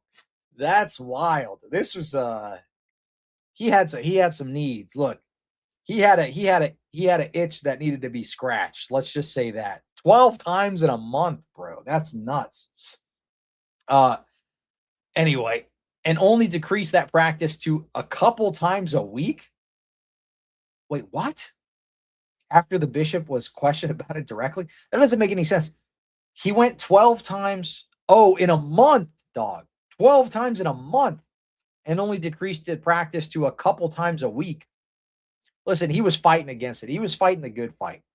He was trying to fight this, okay? This was a man that was struggling, all right? He had to take your tithes, all right, to go and visit these senoritas in Mexico, all right? This was absolute necessity. Don't question this man, okay? This was an absolute necessity. He had to scam the Roman Catholic faithful to go and visit, this brothel, to go and visit Sisi at the brothel there. The investigation report confirms that a private detective observed him parking his car in a remote lot specifically reserved for people going to Hong Kong Gentlemen's Club, an establishment regularly referred to in local media and in online reviews as a brothel, and flagged by human rights journalists as a brothel where trafficked women and girls are forced to work in this particular trade. Lord have mercy. From the parking lot, the investigator noted the bishop boarded a shuttle vehicle exclusive to visitors going to the Hong Kong club. The private detective, Wade Dudley, is a retired FBI special agent. He spoke with the Pillar about his investigation after receiving permissions from the clients who commissioned the report. Anyway, so he's going to, and this ties into what we often say about stuff going on in the Vatican. It is a hub for human trafficking. Of course, corrupt bishops would be going to these places that are known for human trafficking because this is actually something that the Vatican actively participates in. If you were to look at the Epstein files, look at some of the NGOs, the Catholic NGOs that Epstein actually funded, okay?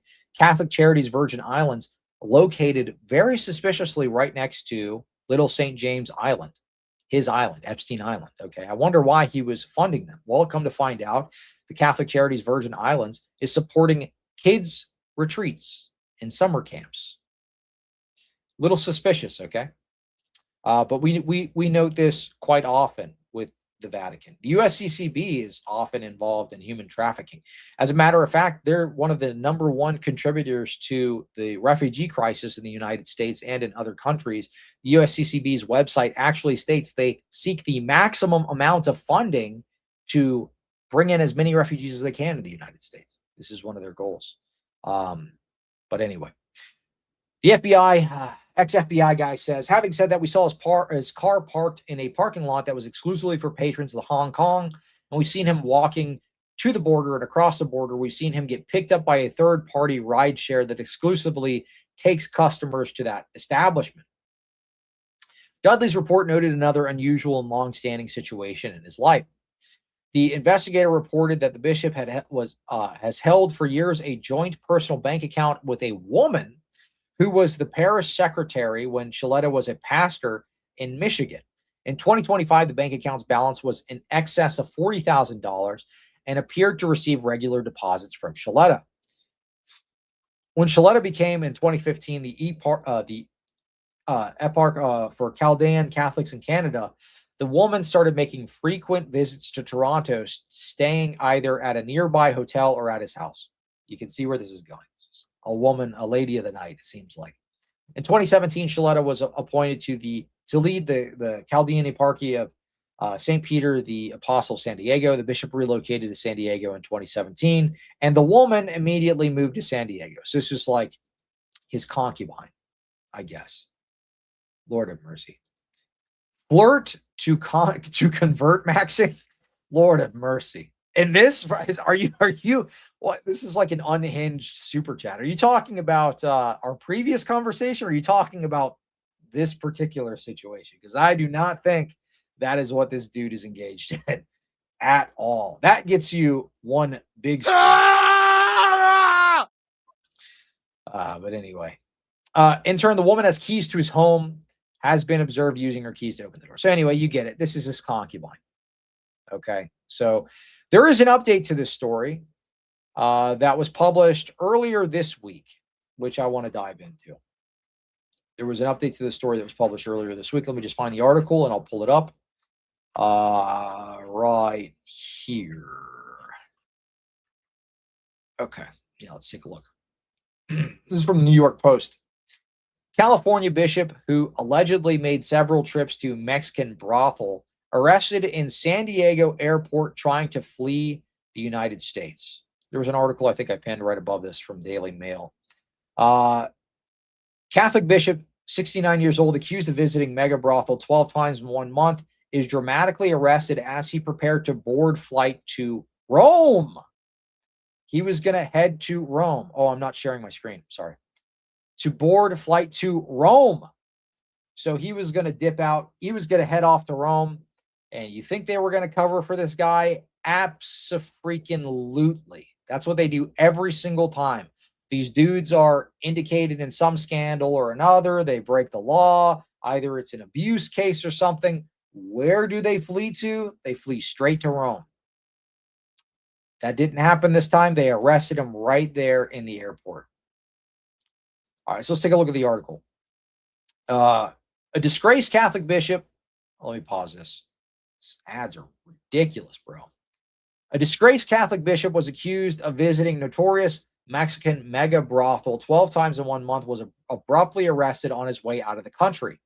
Bishop Emmanuel Shaltia, 69 years old, was detained at San Diego International Airport on Thursday after church members accused him of pocketing up to $1 million from the Chaldean Catholic eparchy of St. Peter the Apostle. According to the San Diego County Sheriff's Office, Shaletta was charged with 8 counts of embezzlement, 8 counts of money laundering, and 1 enhancement of aggravated white-collar crime. The Pillar previously reported that the bishop was expected to travel to Rome this week. A church member originally contacted police with accusations against Shaletta in August 2025. The Vatican ordered an investigation, so on and so forth. He took all the money. He went to this brothel in Tijuana multiple times. Look at that. That's one happy man right there. Lord of mercy. He's probably not too happy now. He's in jail. But this dude is taking, this is where your tithes are going. This is where your freaking tithes are going. For this guy to go to a Tijuana brothel 12 times in a month. Okay. And then he wants to flee to Rome for them to cover this stuff up. Good grief, bro. What a mess. Yeah. He's got the keys, though. The keys, man. Yeah, better than skill. That's the one positive thing about this story. I mean, he was straight. This is a surprise. he was at least straight. It's a miracle. Oh. Yeah, but anyway, so he was fleeing to Rome, and they got him. So that was the big story this week. Everybody was covering that. Typically, I try not to cover personal failings, but that was such a prominent one. I had to cover this in it because people were expecting it. People were tagging me in that left and right. By the way, a lot of you, I really like this, by the way. A lot of you have been tagging me in the crazy stories that you find all over X or sending them to me in DMs. I love that. Continue to do that. Okay. If you find a crazy story, I've probably already seen it, but go ahead and tag me on X. I check all my notifications. Okay. So tag me on X and I will go check out your story. If I've already seen it, whatever, I'll like your post or whatever. But if it's something new, it might get featured in this show when I do a Catholic news segment. So continue to send those to me. I might not get to all my stories tonight. I have a ton of them. It's been 3 weeks. Honestly, there's been a massive amount of stories, but I want to get into one of the more interesting ones, the voice of reason situation. All right, I want to get into the voice of reason situation. So this is nothing too new for him, but some of the statements that he makes are wild. You know that famous kind of quote from Voice of Reason from the Luigi debate, where he says, the Council of Ephesus erred. Nestorius wasn't actually Nestorian. So there was an article by my good friends at the UOJ talking about it's Alex Gerardo, a voice of Nestorius. All right, we're going to look at this article and we're going to take a look at the video because this was absolutely wild. Hey, you have a very plump booty. So true. I almost went Catholic, but the Vatican actually kept me from converting. Truk. All right, let's take a look at this. Alex Gerardo, voice of Nestorius. Voice of Reason claims Nestorius was not a heretic and implies that the anathema issued against him by the Council of Ephesus was invalid. So the ecumenical council was wrong. I mean, that's a pretty wild statement to make. The ecumenical council was wrong. The anathemas were invalid. Thus saith the infallible authority of Voice of Booty here, talking about Nestorius. In a recent YouTube video, Catholic apologist Alex Gerardo, aka Voice of Reason, argued Nestorius of Constantinople was not a heretic. You know why they have to do this? Do you know why they have to make this argument? Because they have to make this argument now. It's because the Nestorians, a lot of them have actually come back into communion with the Bishop of Rome, and they still venerate Nestorius as a saint. So in order for this to make any sense, they have to say the ecumenical councils made a mistake. They have to say this, okay? This is why you see insane statements like this. During an interview with Emmanuel Romanus, I don't know if I'm saying that right, a YouTuber and a member of the Assyrian Church of the East, Gerardo described the Council of Ephesus as a huge, terrible, awful misunderstanding. Why? Because according to Gerardo, Nestorius was not a Nestorian. All right. I'm going to play this video, but let's read the article first. All right, at least most of it. Gerardo goes on to explain his theory. Ecumenical councils, this is why he feels he can judge the ecumenical councils. Ecumenical councils are infallible when they're teaching the faith. Whenever ecumenical councils are teaching something that is in the apostolic deposit of faith, which is what Jesus Christ revealed to the apostles, when ecumenical councils are teaching the faith, they are infallible. But here's the thing. Ecumenical councils can be wrong when they're not defining matters of faith. They can be wrong in other things. So the anathemas against people, against against Nestorius, against Origen, these things can be changed. These things are not infallible. The system just keeps becoming more and more subjective. This is where the doctrinal development kind of runs wild. It really does the heavy lifting for the Roman Catholic Church and their theology. The church correctly taught the faith at the Council of Ephesus, but what they got wrong was that they misrepresented what Nestorius believed, which is not true. The church itself then rightly condemned the heresy because everyone here believes that Nestorianism is a heresy, and that's true, but the problem is that they said that guy Nestorius, he believes it, and that's what's false.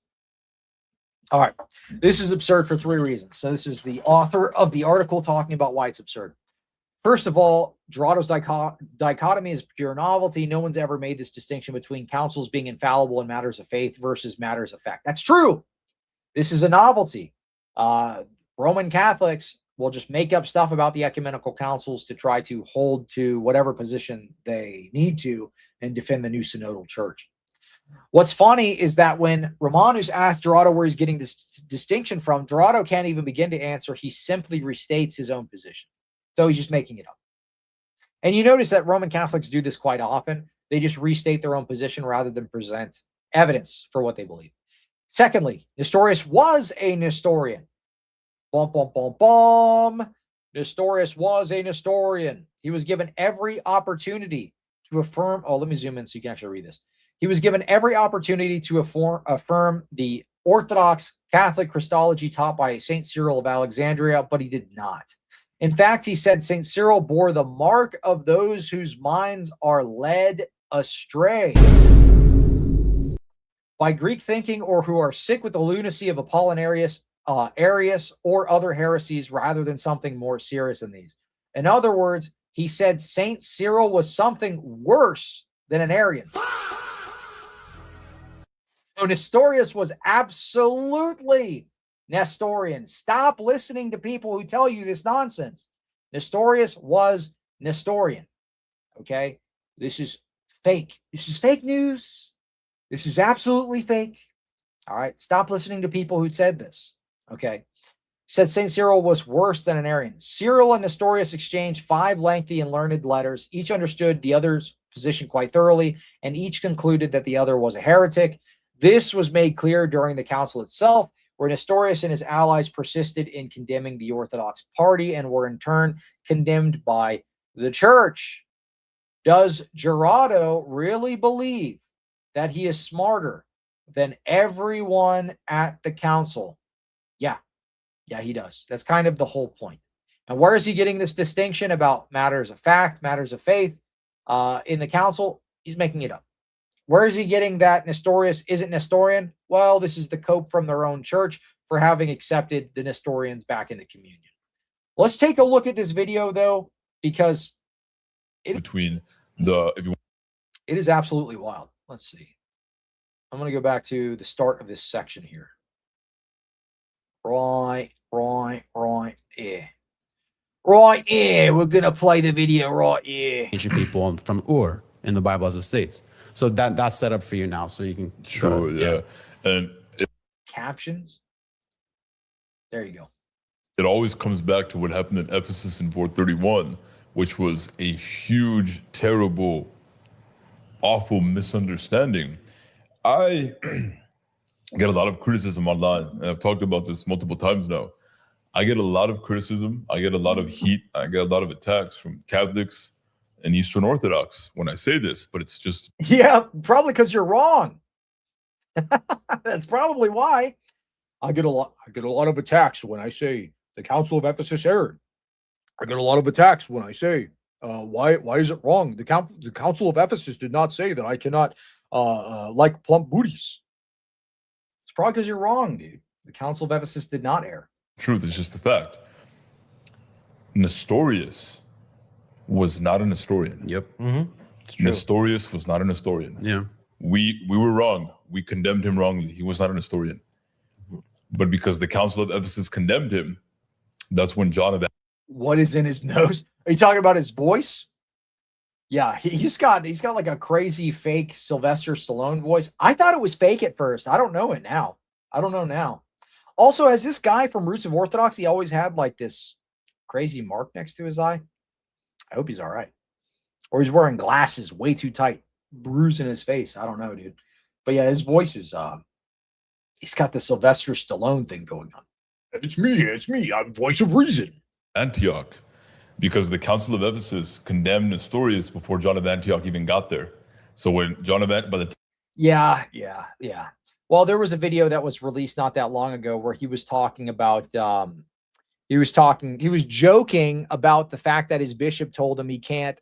He's like, well, I'm on somebody else's channel because my bishop told me I can't record stuff on my own channel anymore. So this was like his Talmudic loophole.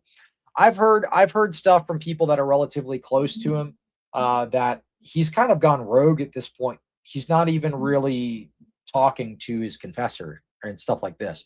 I don't know how true that is. But at least about the stuff that he's doing online, he's kind of just going rogue. He's probably still going to confession, but is not really listening to their counsel about what to do online. I guess would be a better way to put that. He's kind of gone off and doing his own thing, and his friend is enabling him. That is what I've heard. How true that is, I mean, you'd have to ask Voice of Reason himself. Time John of Antioch got there, they told John, who was the patriarch of Antioch, he got there, and when he got there, they told him, "Oh, the council's done. Nestorius has been condemned as a heretic." And John of Antioch said, "What are you talking about? Nestorius isn't a heretic. He's not a." And they said, "No, he's." John of Antioch said, "What are you talking about? He's not a heretic. Why are you trying to say Nestorius was a heretic? He's not a heretic. This guy here.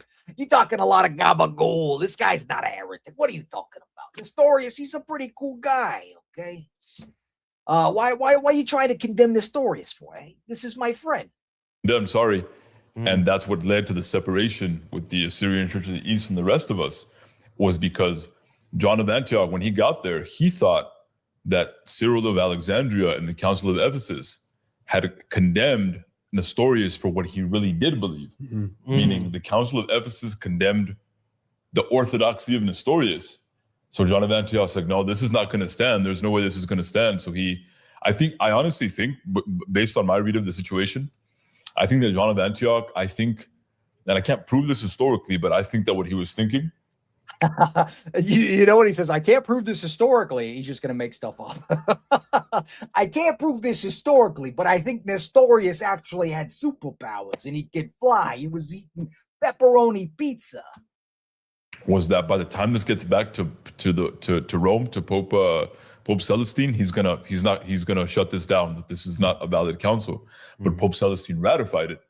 Oh no, my boy Ish is in the conversation. It's over.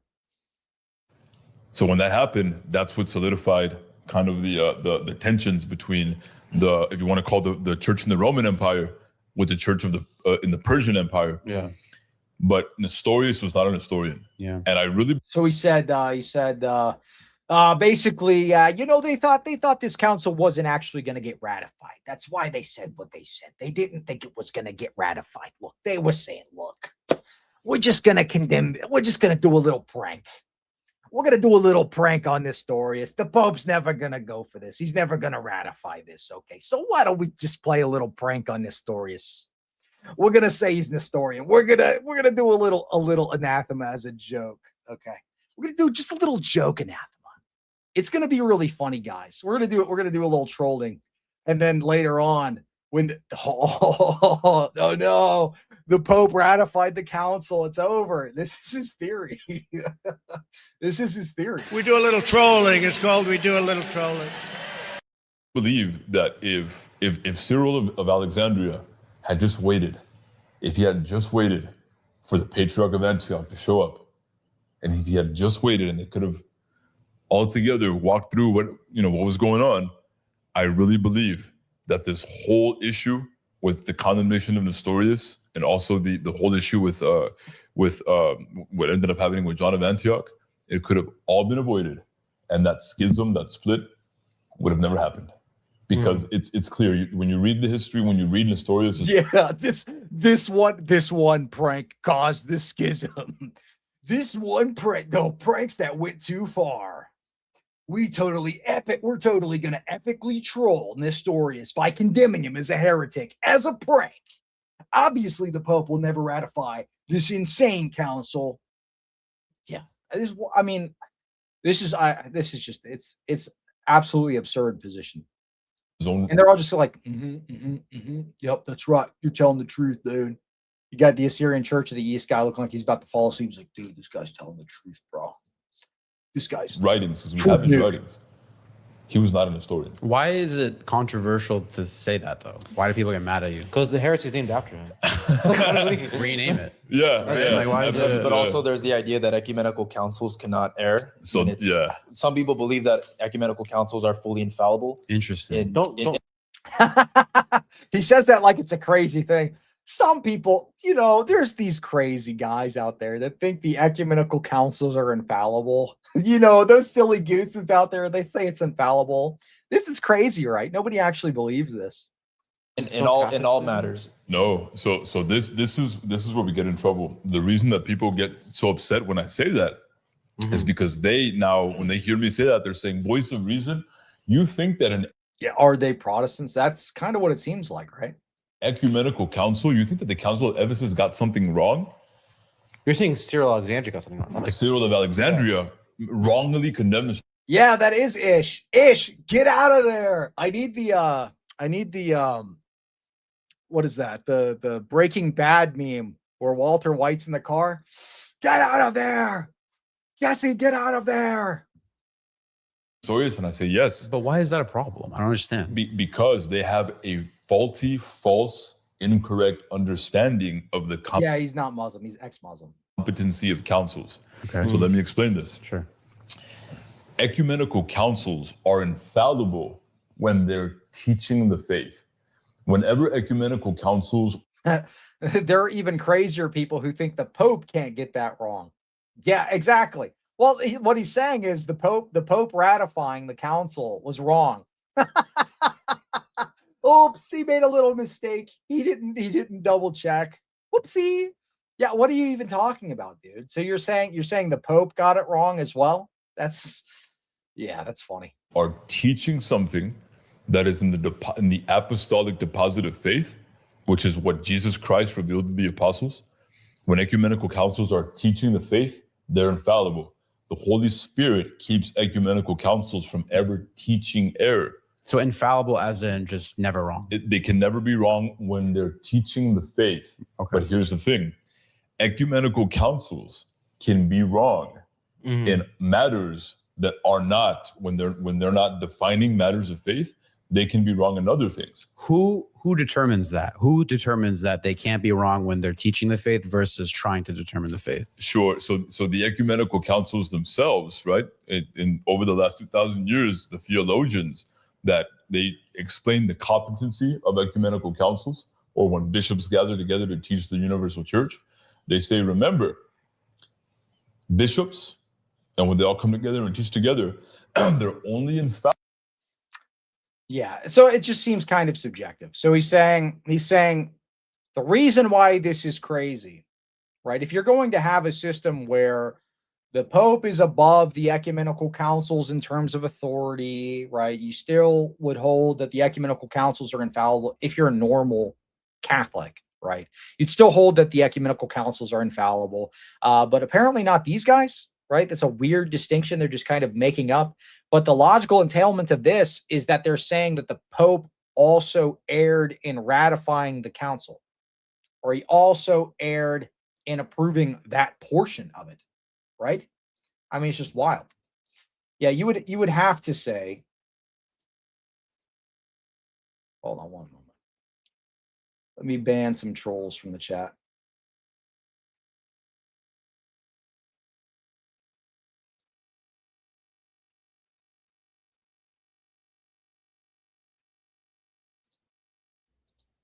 Anyway, let me look at some super chats here. I was born in Romania. Very plump booty. That's funny.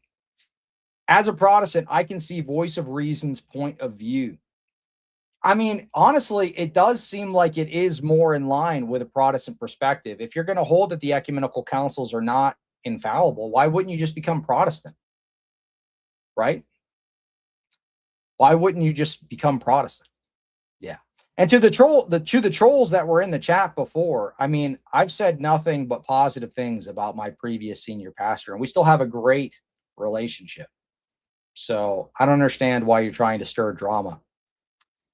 But, you know, there are some people that are upset about my conversion to Orthodoxy. My message to you would be, God bless you. I don't have anything against you. Love you guys, you know, all that kind of stuff. So I'm sorry if my conversion, you know, caused you any kind of pain or, you know, that kind of thing. And, you know, I don't know. That's it. I love my previous church you know, I loved it till the day I left. You know, I love the people there. I still have great relationships with many of the people there. So I don't know. That's it. But if the conversion hurts you in any way, I don't know. All I can say is, you know, I'm sorry. but I gotta follow the truth. That's all it is. But anyway, as a Protestant, I can see his point of view. Anyway, all right, let's see if he says anything else interesting. Fallible. Whenever they're teaching what is in the deposit of faith, what that means, though, is that they can make mistakes in other things. So, for example, I'll put it to you this way. When Jesus Christ, during his ministry, when he was teaching the apostles, he taught them, he gave them the deposit of faith, right? And the apostles had to go out and they had to teach it to the whole world. Jesus did not say to the apostles, hey, just so you guys know, 400 years from now, in about 400 years, there's going to be this guy named Nestorius, who's going to be the patriarch of Constantinople. That guy's a heretic. Jesus did not reveal that to the apostles. That was not divinely revealed by God to the church. So what that means is that the church correctly taught the faith at the Council of Ephesus.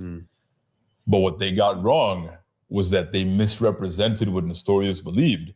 So so he's saying they taught the faith right, but what they got wrong was they misrepresented what Nestorius believed. So even though he wrote against Cyril and all of this other stuff, even though he said Cyril was worse than an Arian, even though he completely disagreed with Cyril, he still wasn't Nestorian. That doesn't make any sense at all, because that is the dichotomy that is kind of set up at the council. It wasn't like he had some nuanced third view, right? This is all laid out pretty clearly in the council itself and in its acts. It's the church itself that rightly condemned a heresy, because everyone here agrees that Nestorianism is a heresy. Yeah. And that's true. But the problem... Yeah, can he at least cite someone explaining his view? Yeah, exactly. Well, he doesn't. He just reiterates the same point. Is that they said that guy Nestorius, he believes it, and that was what was false. I see. So they correctly taught the faith. They correctly taught what Jesus Christ revealed to the apostles about Jesus, the person of Jesus, right? That he's one person, right? But then they misjudged the guy. They misjudged the guy, and you know what? Especially with the Eastern Orthodox, because a lot of the Eastern Orthodox, they're conciliar fundamentalists, where they think that everything a council does is correct. Everything a council does is correct. No council has ever said that no council has ever said everything a council does is correct. Excuse me? What are you talking about, dude? There are several citations. Actually, as a matter of fact, go and read the ecumenical councils themselves. The start of the councils usually say, I affirm all the canons of the previous council. So they're ratified in the subsequent councils. What are you talking about, dude? It's almost as if you've never read the canons of the ecumenical councils at all. That's wild, dude. They literally say this in every single ecumenical council. That tells me that Voice of Reason hasn't actually read the canons of the councils, because that's what they start with. I affirm the canons of the. I affirm, as the Holy Fathers assembled at the Council of Nicaea, yada, yada, yada, we affirm all the canons. So on and so forth. Silvar Ogre, $2. Thank you for the super chat. A $10 super chat from Rachel. Appreciate it. And we hit goal. Thank you.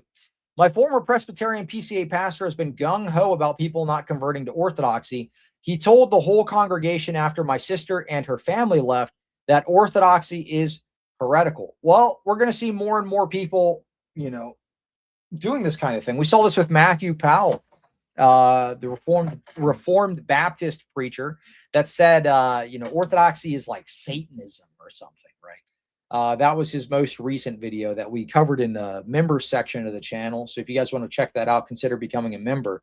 But we see more and more people, that are, Protestant pastors, so on and so forth, addressing this issue.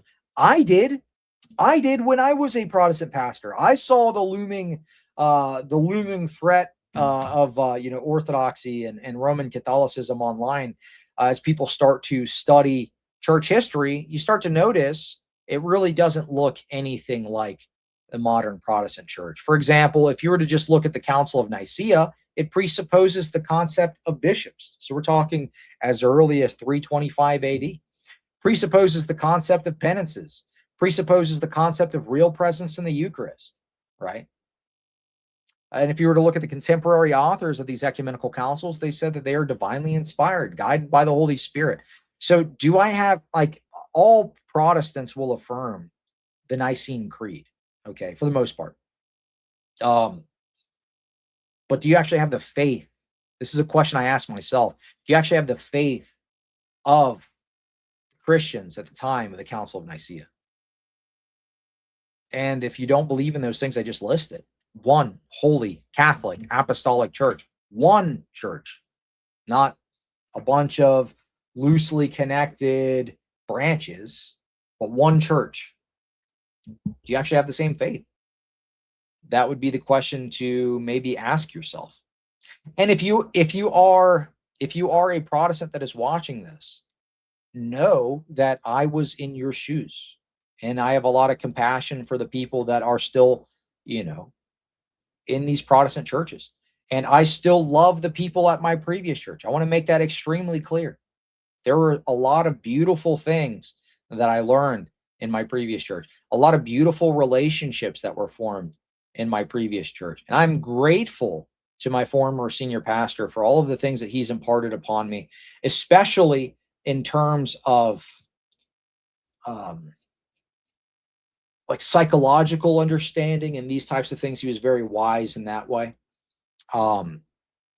Understanding how to love and care for people, and going out of the way to be involved in people's lives, which was something that I really took to heart and that I will always carry with me. Those lessons and all of the guidance and the things that he poured into me, I am super grateful for. While we disagree theologically, he's a great guy. The people that I met in my previous church, great people. And I maintain a good relationship with most of them. So if you are a Protestant and you're planning on becoming Orthodox, don't burn those bridges, right? There are ways to go about it. Okay. There are definitely ways to go about it, to maintain those relationships. You're not always going to be able to make everybody happy. Like we had the troll in the chat, somebody from my previous church crashing out.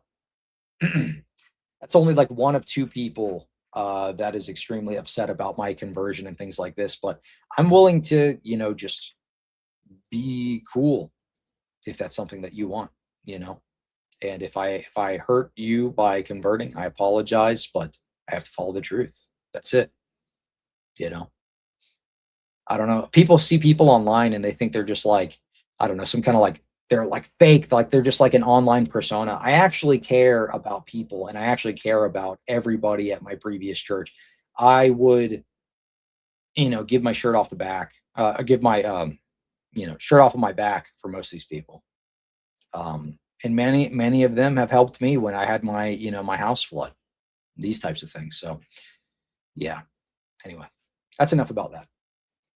Other super chats here. Guitar Tuning's gifted 1 Cleave to Antiquity membership. I really appreciate it. Thanks for supporting the show. Marco in between Sundays is having a Q&A live stream Saturday night. Let's get the Ortho Bros in there to engage with them. All right.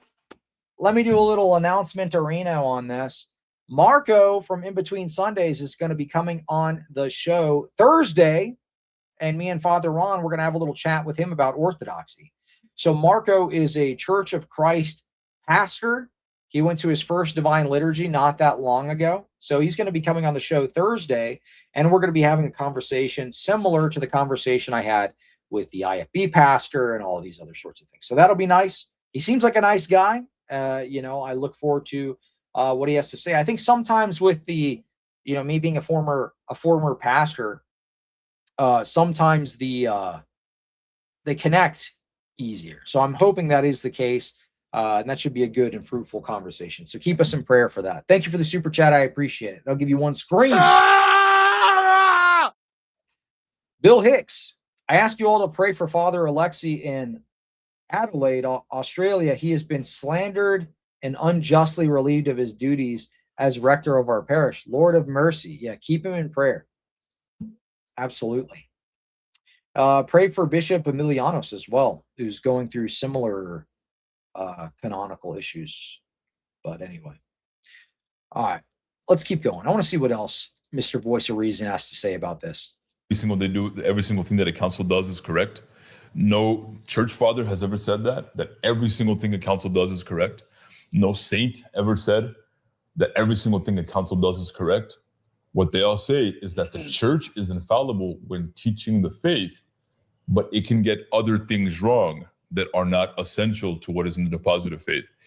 So, and the reason that people get so upset when I say Nestorius wasn't an historian, and that means that the Council of Ephesus wrongly condemned him, Cyril of Alexandria wrongly condemned him, they get mad because it violates their false understanding of the competency of ecumenical councils. Interesting. So we have to start there, and we can pull out all the councils: Nicaea, Constantinople I, Ephesus, Chalcedon. All of the councils. A lot of people don't know. A lot of those councils used forgeries. They used forgeries. That's an argument that a lot of people use Even against Cyril of Alexandria. Yeah. Cyril of Alexandria was literally at the Council of Ephesus when he was condemning Nestorius. Mm-hmm. He used a writing that he thought was Cyril of Alexandria. The same. So he's talking about Cyril, and then also Nestorius said he's worse than an Arian. From Athanasius of Alexandria, and it wasn't. It was from the heretic Apollinarius. So that was another reason that the Assyrians, because Apollinarius was East Syriac. So when the Assyrians heard that Cyril was reading from Apollinarius, they were even more scandalized. They said, no, Apollinarius is a heretic. How could Cyril use the works of Apollinarius to condemn Nestorius? They're like, this is heretical. This is completely false. But that's an example. Cyril was using the works of a heretic, but he was teaching the Orthodox faith, right? He was teaching the Orthodox faith, but he was using the works of a heretic. And that's possible. It's a huge mistake. Anyway, I've had enough of this cope. We'll move on into another story. Believe it or not, I have a ton of stories saved for this week's episode here. We talked about not that long ago the women's altar servers that had flanked Pope Leo. Well, he's made it pretty clear that he's going to continue to use these women altar servers in the majority of his masses. So recently, on International Women's Day, Pope Leo is flanked by two altar girls as he celebrates Mass. It's just become a habit for him. So in many of his public appearances, this is likely to be what happens.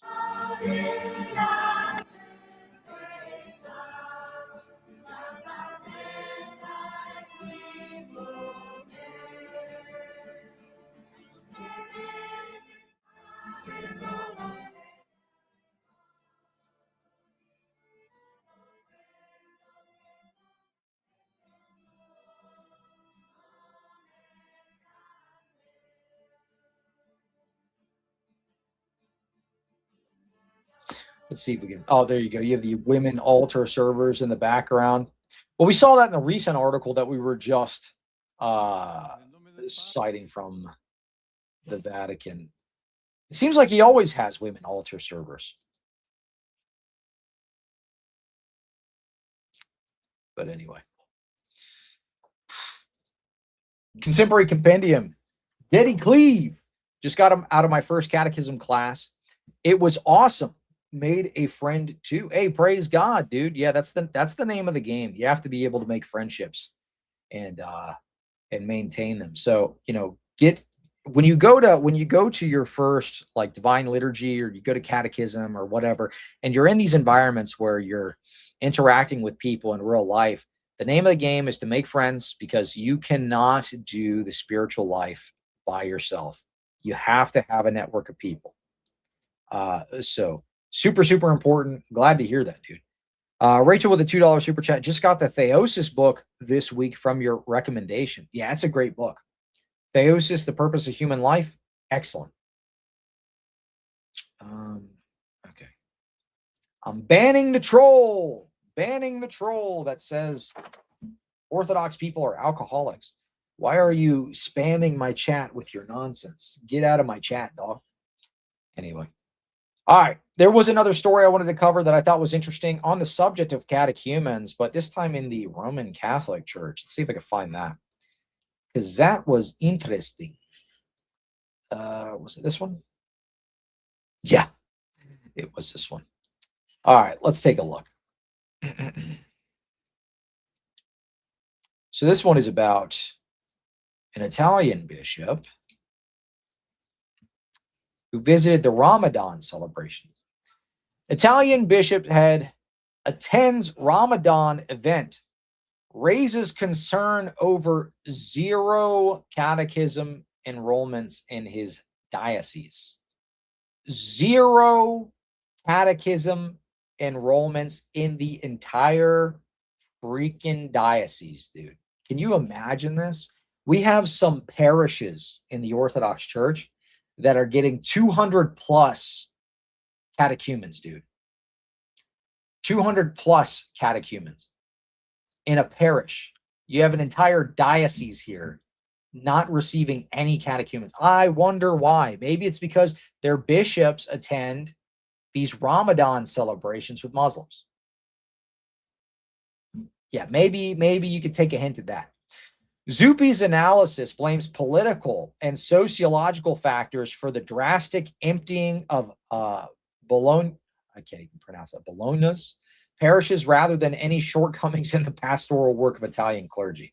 That's what he's saying. I blame the politics. These kids are just too conservative. That's why they're not coming to church anymore.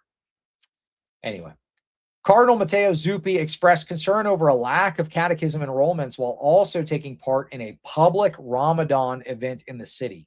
On March 4th, Matteo Maria Zuppi, Archbishop of Bologna? Archbishop of Bologna?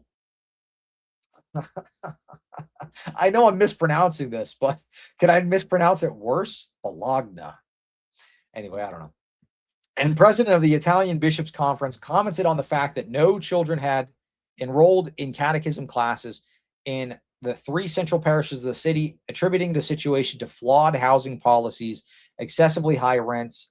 One day earlier, he had participated in a public Ramadan street iftar alongside important political authorities. Thank you. Salam alaikum, Zuppi said at the Islamic dinner. I believe this gathering truly belongs to believers, and being believers means being brothers. Iftar is the evening meal with which Muslims break the daily fast during Ramadan. It takes place right after sunset, when the call to prayer signals the end of the day's abstinence from food and drink. Zuppi listened to the Imam's call with Romano Prodi, a well-known Italian left-wing politician. Surprise, surprise. They're associating with these left-wing politicians. Is this any real surprise? No. Some time ago, Zuppi and Prodi were filmed at a local event in which Zuppi praised the former Italian prime minister, saying, "He's the real cardinal," commenting on Prodi's frequent trips to China. He added, by now, he's practically become Chinese. Why is this relevant? This guy over here is Chinese over here. This guy over here is the real cardinal. This guy's Chinese. Hey, get a load of this Chinese guy. Anyway, 2 days later, the local newspaper, Il Resto del Carlino, interviewed Zuppi about the demographic crisis and a lack of catechism enrollment in the central parishes of Bologna, which are supposed to cover an area inhabited by 9,000 people. Anyway, students' offices, B&Bs, yada, yada, yada. There's too many people. They're visiting. There's just no kids in this entire city. There ain't no kids in the whole city of Bologna. It's all immigrants. It's all Muslim immigrants. We don't have any Catholic kids here. This is an Islamic city. Don't you know this? We let them all in. This has become Islam town. The absence of children is a fact. We got no kids. Look, it's not that they're not coming to catechism. It's that there's no kids in my city. Is what he's saying, basically. I would not read that fact as a problem of an absence or decline of families' participation in ecclesial life. The point is the very fabric of the area has changed. There's no kids. Hey, there's no kids left in my city. It has nothing to do with the fact that, I'm bending the knee to Muslims and participating in these Ramadan things. Absolutely wild, bro. Absolutely insane. Oh. Anyway. Yeah, what are you going to do when they're all named Muhammad? Exactly. Yeah, I mean, this is a shocking kind of comparison. So you've got Orthodox churches bursting at the seams, 200 plus catechumens in certain parishes. Some parishes 20 plus, some parishes over 100, so on and so forth. Meanwhile, Roman Catholic Church, you have certain dioceses with 0 catechumens at all. It's absolutely insane.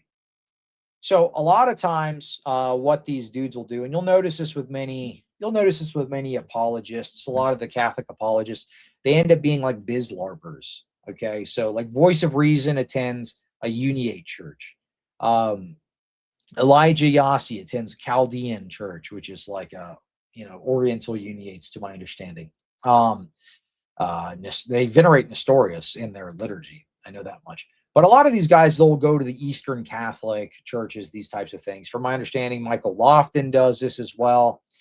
Many of the prominent Catholic apologists online, they go to the Bislarp churches. Well, that's not going to be a safe haven for too much longer. Okay. A lot of these guys are running away from the Novus Ordo because they know it's a mess there. They know they're teaching heresy even from the Roman Catholic perspective. They can't go to the TLM because it's being persecuted, like we just read in the Brazilian news article. There's automatic excommunications. You go to an unauthorized TLM, all these kinds of things. But pretty soon, they're not going to be able to find solace in the Byzantine Catholic churches because changes are on the way.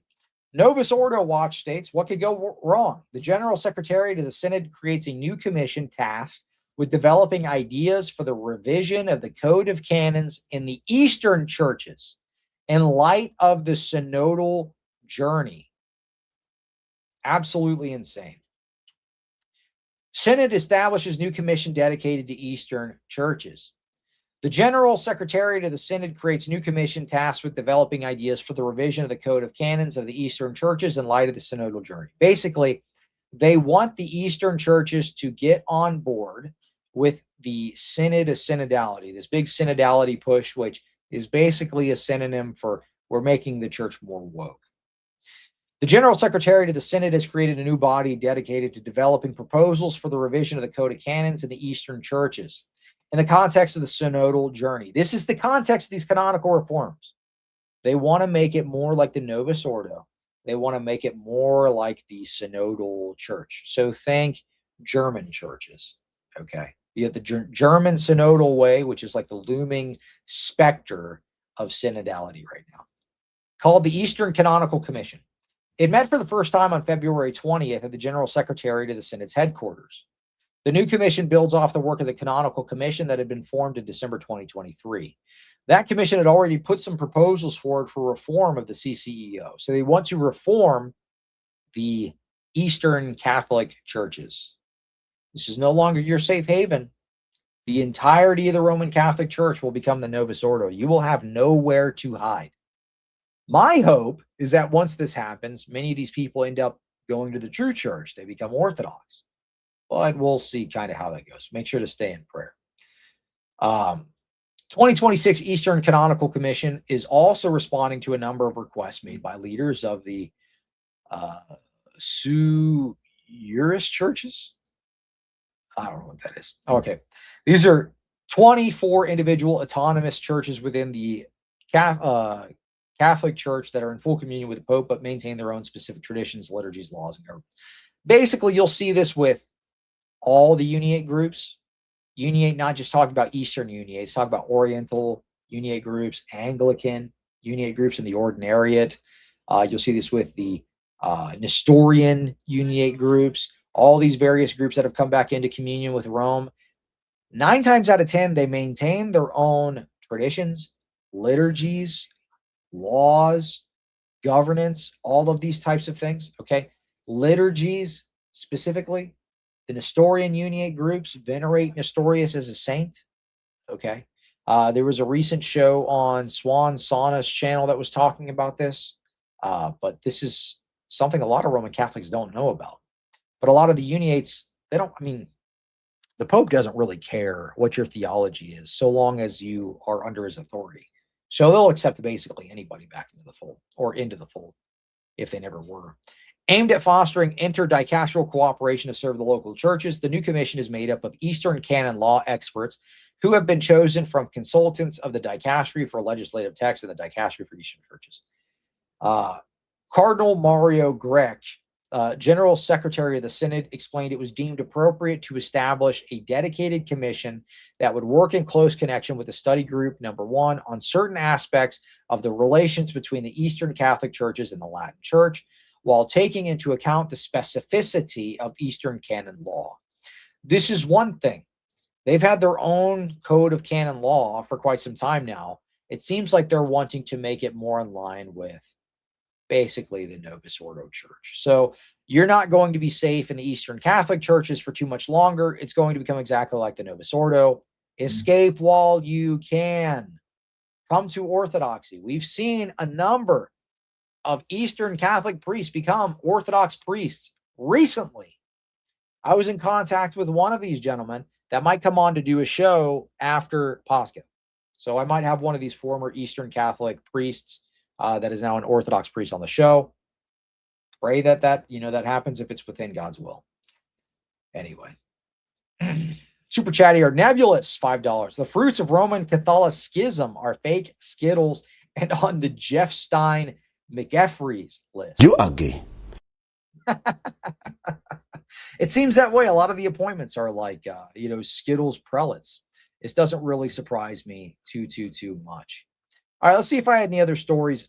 I had a ton, but are there any others worth covering tonight?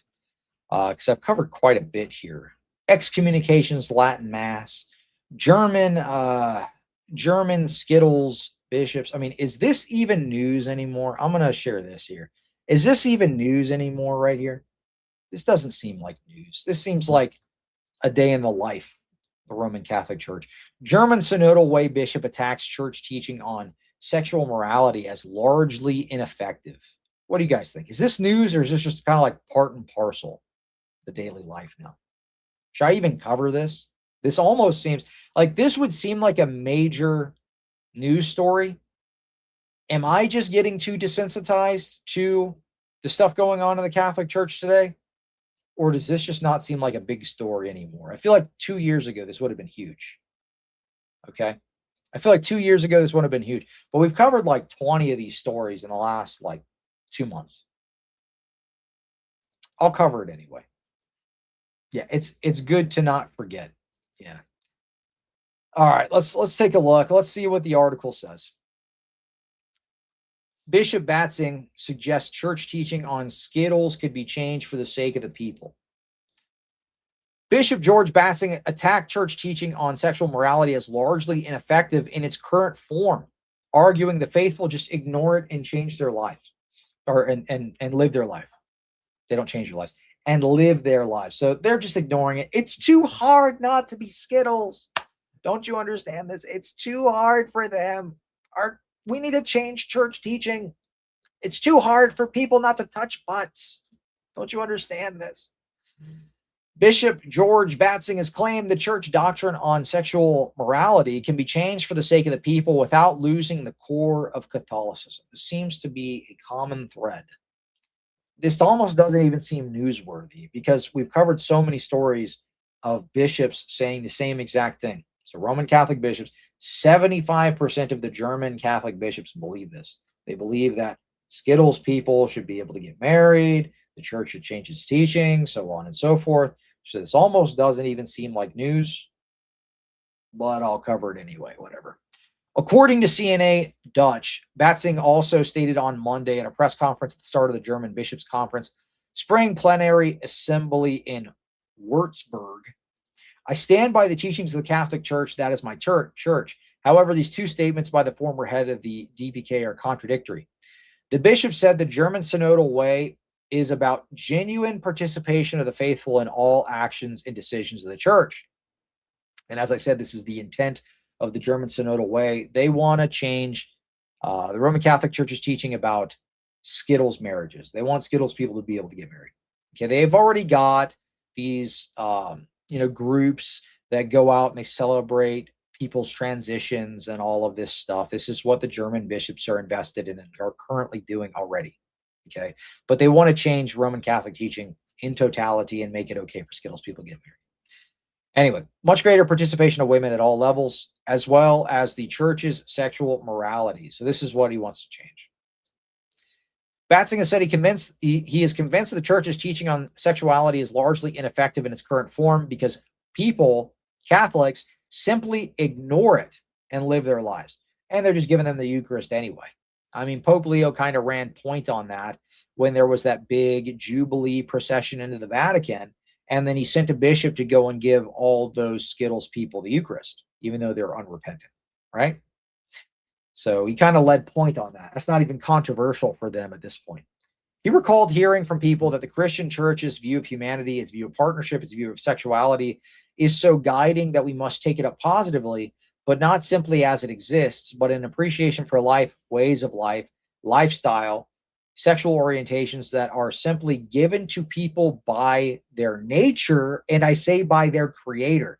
So he's saying God makes people Skittles. Bro.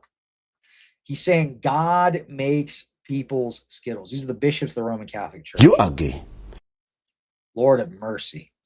The German bishop not only contradicts the perennial church's doctrine that Skittles' desires are disordered and that Skittles' acts are intrinsically evil, but also ignores scientific evidence of how people develop Skittles' inclinations. Anyway, it just goes on to talk about there's no Skittles gene, that kind of thing or whatever.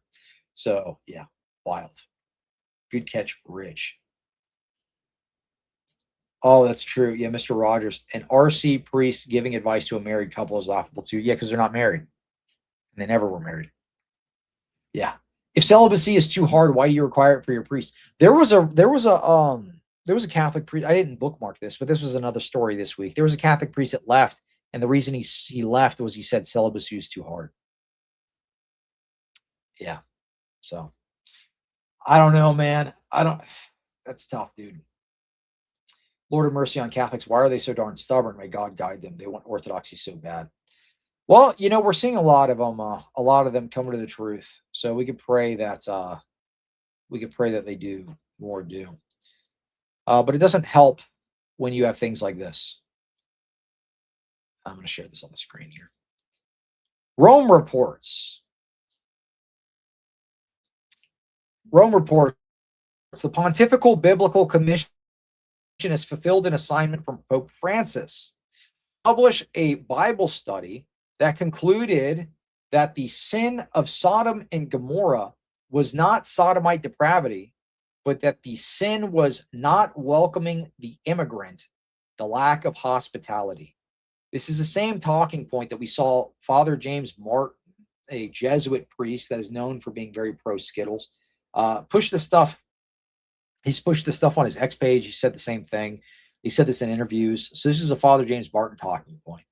But there's a Bible study that Pope Francis has initiated that was finally completed that basically teaches the sin of Sodom and Gomorrah. The sin of Sodom isn't actually sodomy. That's basically what it says there, which are we really surprised at this point? You guys let me know in the chat. You know what isn't Skittles? Pull-ups. Do pull-ups, my brothers and sisters. That's right. You got to stay fit. Got to stay fit even though it's Lent. Eat your beans, right? Get your protein in, peanut butter, these types of things, so on and so forth. Yeah, that's what I'm saying. Like, is this stuff even news at this point? We know it's all Skittles. Is this even news at this point? I feel like this is so redundant.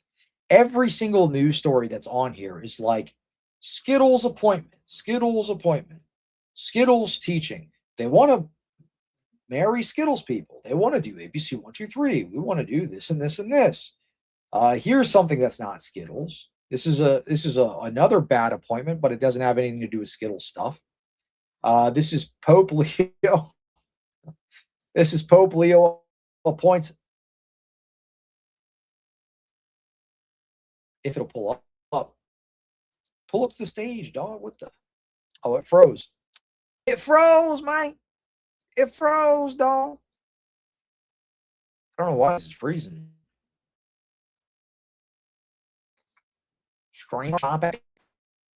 Acting up StreamYard. Uh-oh. Stream crash?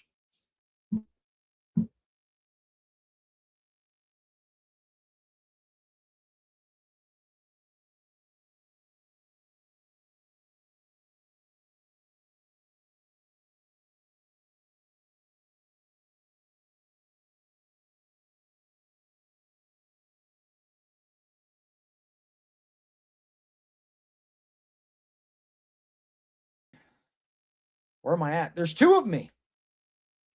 What is going on, dog? There you go. I'm back. I'm back. That's what it was. Mossad attacking the stream. It's over. Yeah, the Vatican, they're targeting me. He knows too much. We got to take him out. The Vatican is coming straight for me, dude. They're gonna take me out, dude. That's going to send you straight to hell, amen. It's over, dude. The Vatican's coming after me, bro. All right. I'll cover this one. I think a lot of this stuff. You know, I'll just quickly I'll do a brief rundown of the B list stories. Because I feel like a lot of this stuff is kind of played out. We've already kind of covered this to death, I think. So let's take a look. We'll look at my bookmarked stories here. I've got a lot. Okay. Pope Leo makes unusual move to transfer a bishop who tried to enforce priestly chastity. So bishop was saying, look, you can't have these type of adult relationships, so on and so forth, as a bishop. So he or as a priest, I guess. So he transferred the bishop that was actually doing his job out of the jurisdiction. So there's one news. Pope Leo appoints Freemason bishop. Are we surprised? Pope Leo appoints Freemason bishop. A lot of these stories are about appointments, right?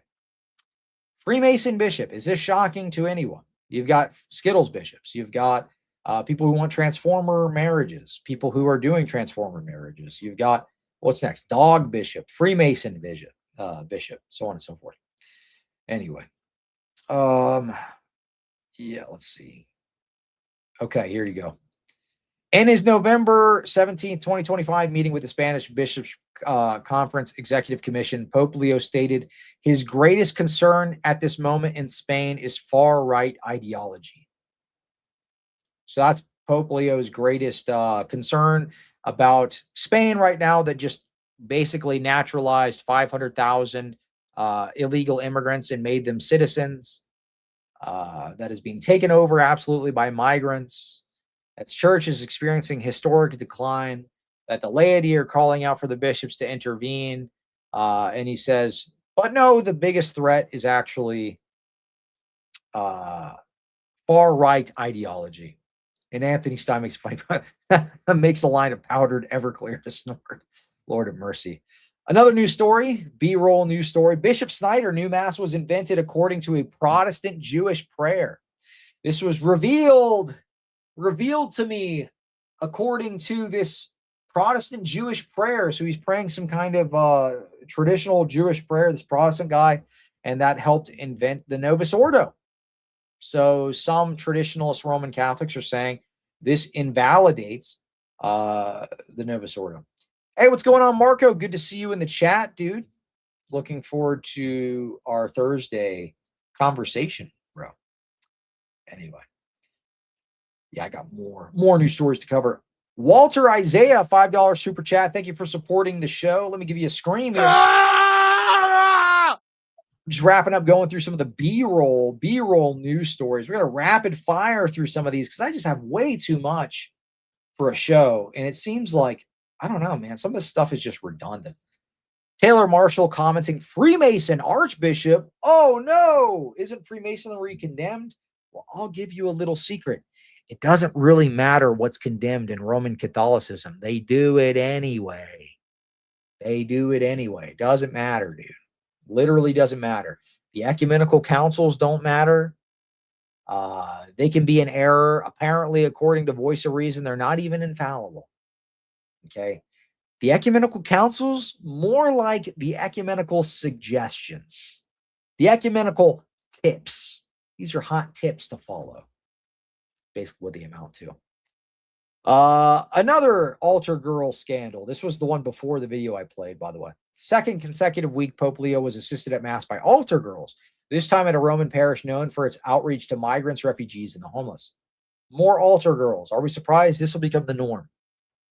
I am not going to play that video, though this video was very good. I bookmarked this for my own thing, but I'm not going to cover this because he did take this video down, and I want to be respectful of this guy.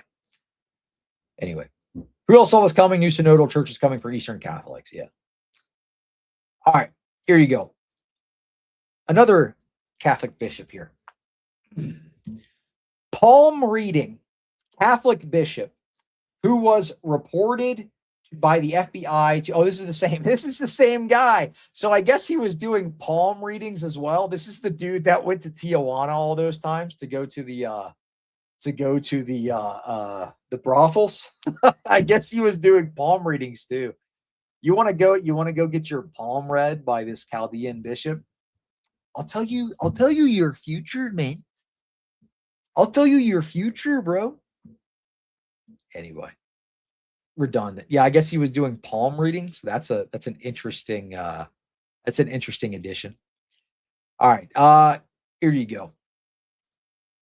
go. New Cardinal Dolan accuses Trump Vance ICE of targeting, harassing, and going into Catholic parishes. He calls it a major violation of religious liberty. So he's saying, stop deporting my freaking parishioners, dude. We're making money on all these illegals, man. You got to keep them here, bro.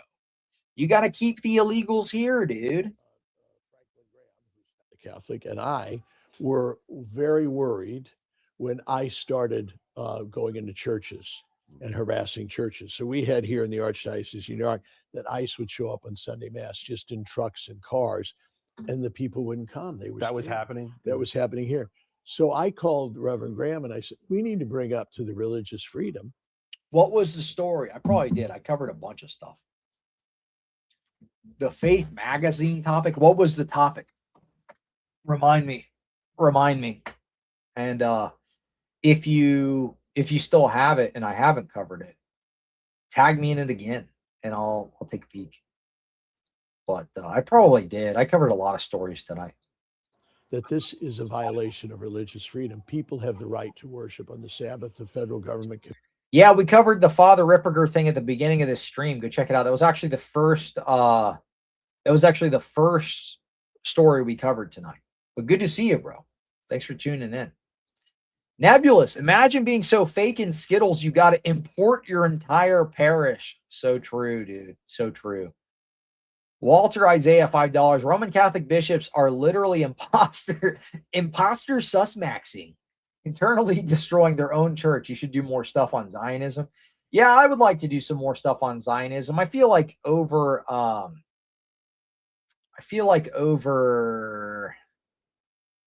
covering Zionism back to back loses people's interest.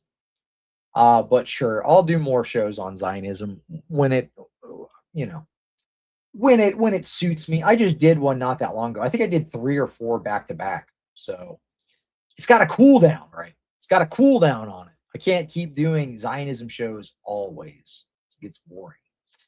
The lore of Orthodoxy and Catholicism. No, I didn't cover that. This is more like a Catholic news segment. But that was that article by that Protestant pastor. Basically, too long didn't read. There was a Protestant pastor that wrote again, bless his heart, right? He's trying to combat people leaving the Protestant churches for Orthodoxy, which is gonna be like priority number 1 for many of these people going forward. I mean, it was a big priority for me as when I was a Protestant.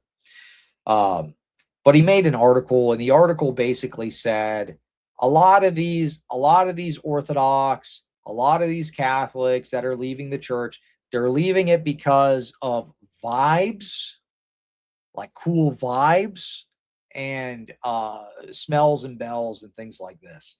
So that was kind of the too long didn't read of that article. That was his whole point. He said they just got good vibes, dude.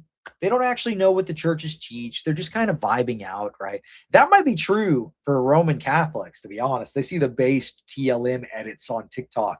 It's like, oh, the cool crusader, bro. He's like praying the rosary. He's so freaking based, bro. And then you get into the church and it's BMX bike altar show or something. Not impede that or harass it, and they are. Franklin Graham wisely said, let's go, let's bring it to the attention of ICE, and we did. And the director here in New York said, thanks for bringing that to my attention. Franklin Graham, who's not a Catholic, and I were very worried when. All right, anyway. They're deporting all of my parishioners, my parisheroonies. They're gone, dude. They're deporting all my parisheroonies. Please cut it out. And that's all she wrote? Question mark. Oh, here we go. This is a good one.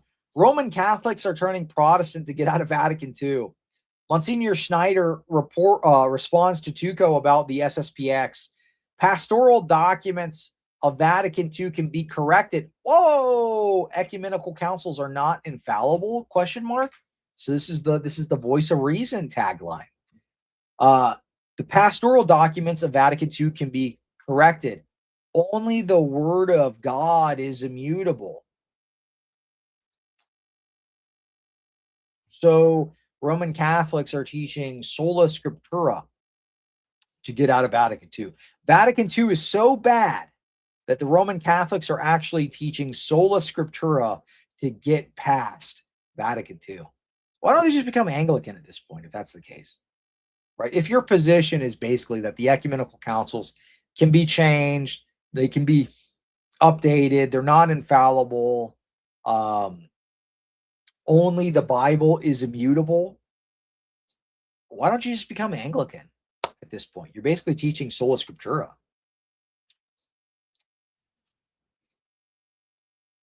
Nice. We got some Rumble viewers. Base Young Ortho Groiper. Nice.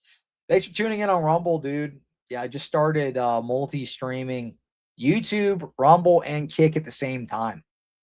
But anyway, so they're basically teaching sola scriptura. I kind of want to see what he says. Did I link the actual article? Yeah, I did. Okay. And the funny thing about this, the interesting thing about this is this guy actually says the word of God is the Bible, right? It's not Jesus, it's the Bible. So in the beginning was the word, right? I guess so. In the beginning was the Bible. That doesn't make any sense. Schneider maintains that only the word of God is immutable in the strict sense. What cannot be changed is only the word of God.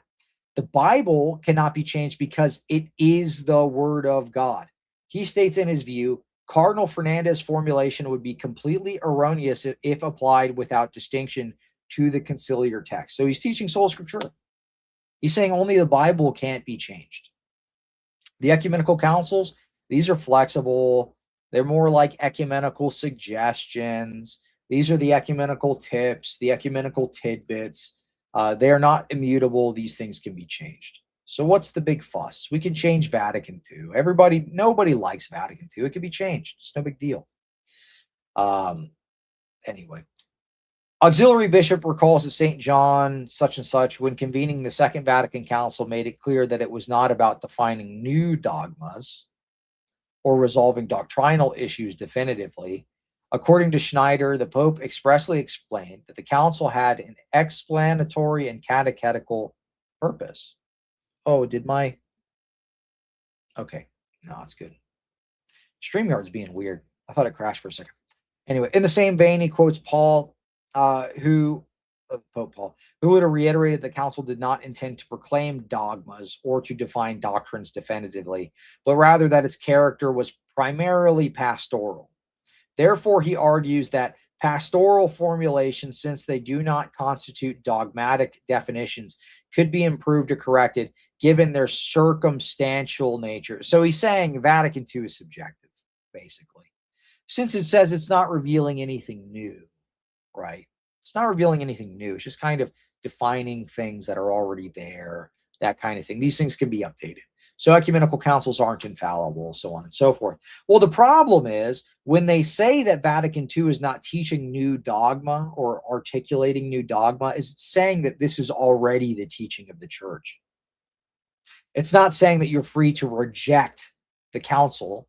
It's saying that this is already the teaching of the church, which is a lie, obviously. Vatican II was a revolution, but it absolutely does teach new dogmas. They might say it doesn't, but this is kind of contradictory. If we could have an Orthodox priest on Sean Ryan, who would it be? Also, I went to my lapsed Catholic friend's Ash Wednesday service. Middle-aged women practically ran the thing, and the priest was so gay. That's unfortunately the case for a lot of the Novus Ordo churches. You are gay.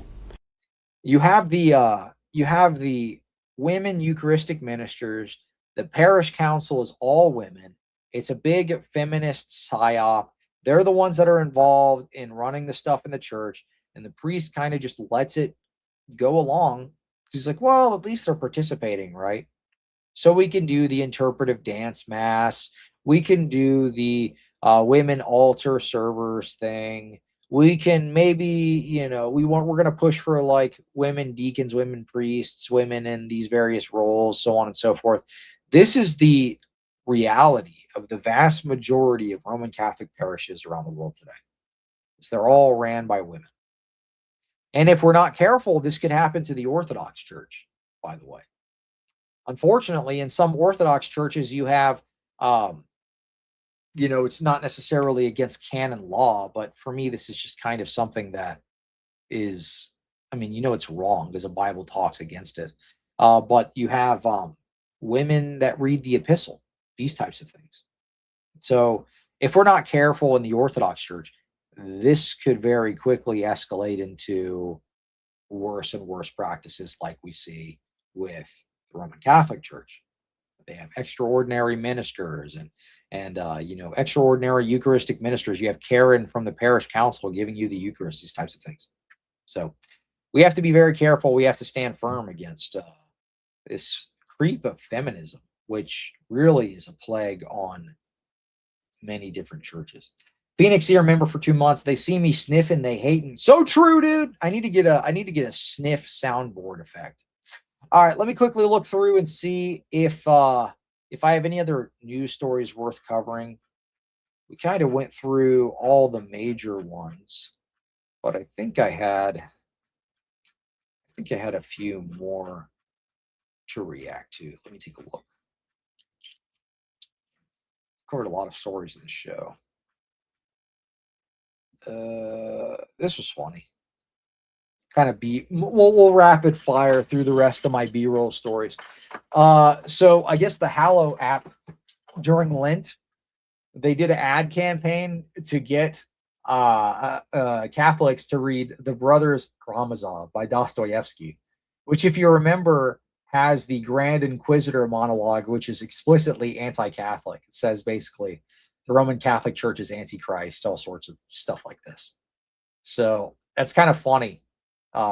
They might not have read the book before they recommended this, but this was in the Hallow app, challenging Catholics to spend their Lent reading about how the Catholic Church is antichrist. It's kind of funny. This was one that I forgot to cover in the last one. I know Jay talked about this.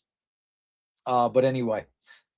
Scandal. Pope Leo approved beatification for bishop who admitted to lying down unclothed in bed with a youth.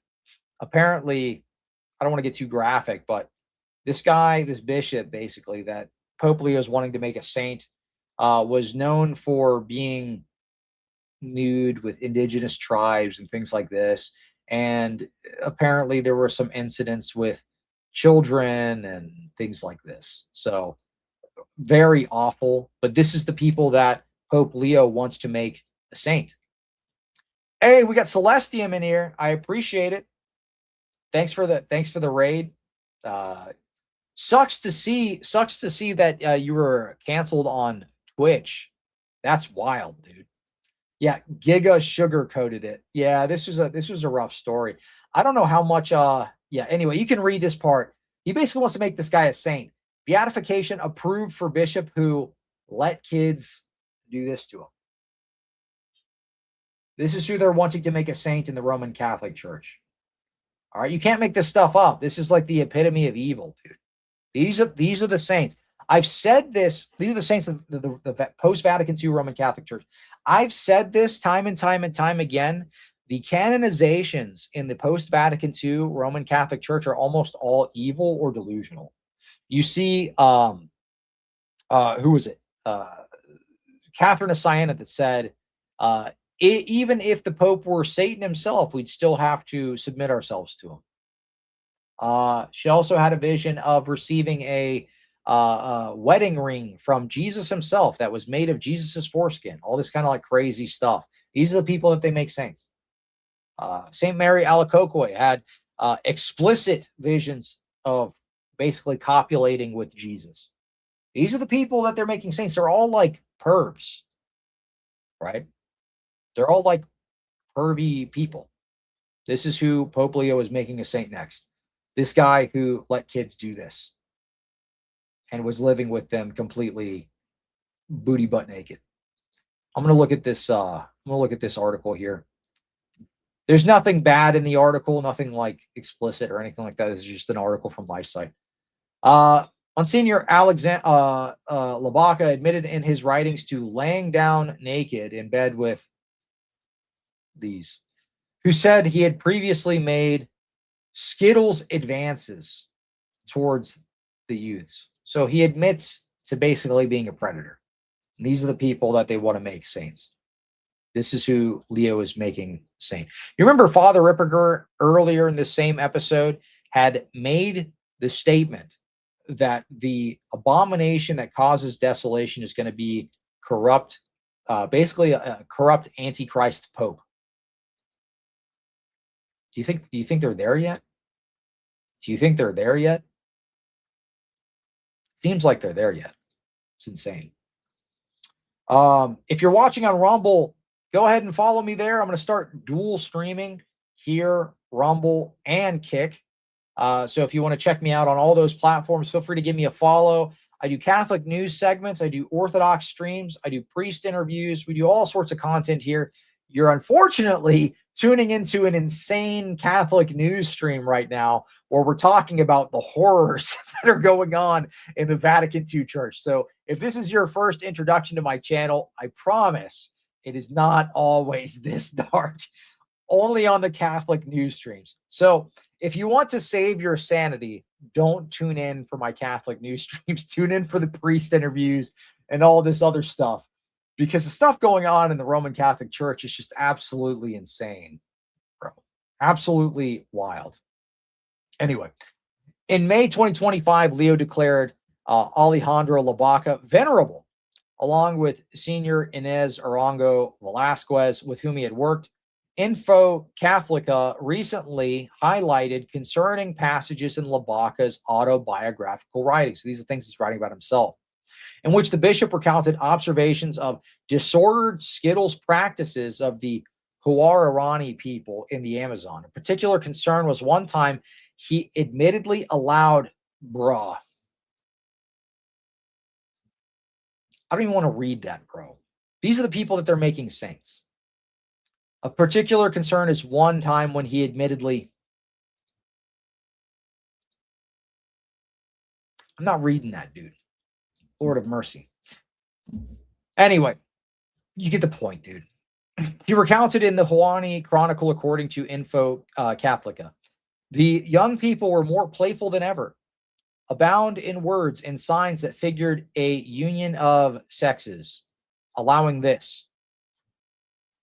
This time they especially bothered me until confirming with uproar that, dude, I don't want to read this, bro. I'm not reading this. You can't make me read this. I'm not reading this mess. You get the point. I'm not freaking reading this. This is freaking demonic, dude. Lord have mercy. Pope Leo approved the saint of a demon. They're making demon saints. Good is bad. Everything's topsy-turvy. The most evil people you could possibly imagine are becoming saints in the Roman Catholic Church. People who let people do this, who let these people do this. I don't need to say more. I'm not reading more of this story. It genuinely makes me mad. This just makes me mad, dude. It's freaking evil, dude. Like, you can say it as much as you want. People just don't listen. You still have Roman Catholics defending this stuff. It's absolutely insane. All right. I need a palate cleanser. I need a palate cleanser. Okay. This is a French Roman Catholic church. Typical mass.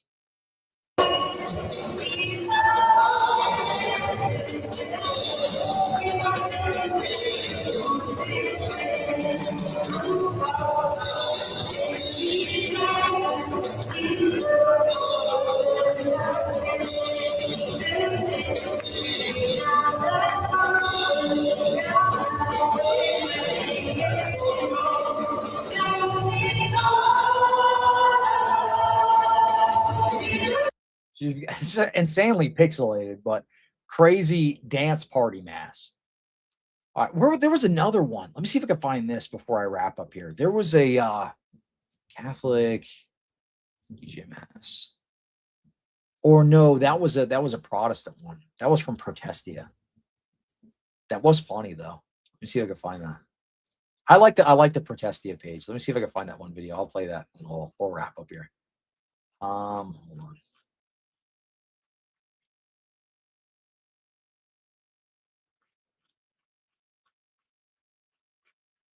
It was like a church rave.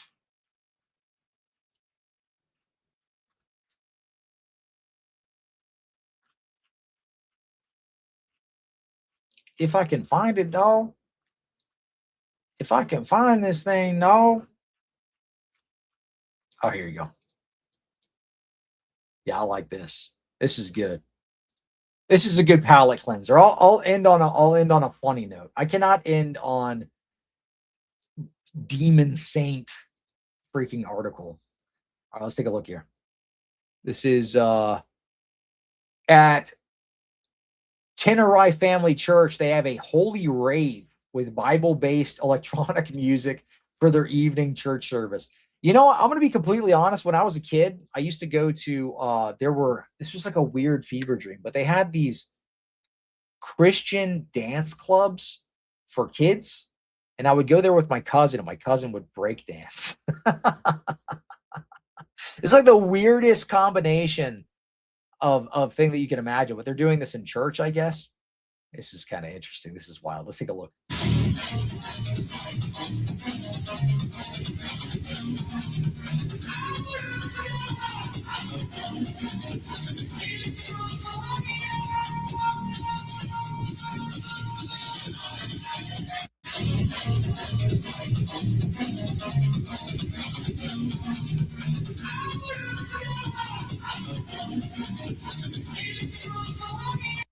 Come to my church. It's completely normal. A guy with no shirt on. We're doing a holy rave tonight. Let's go.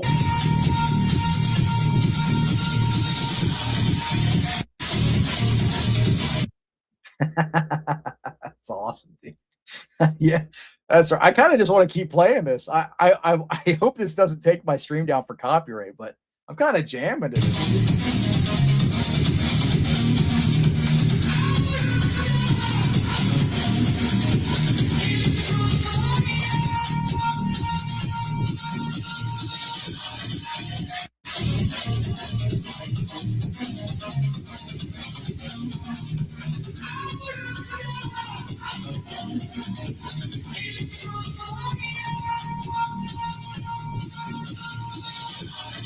Oh yeah, people keep reporting on that AI Jesus thing.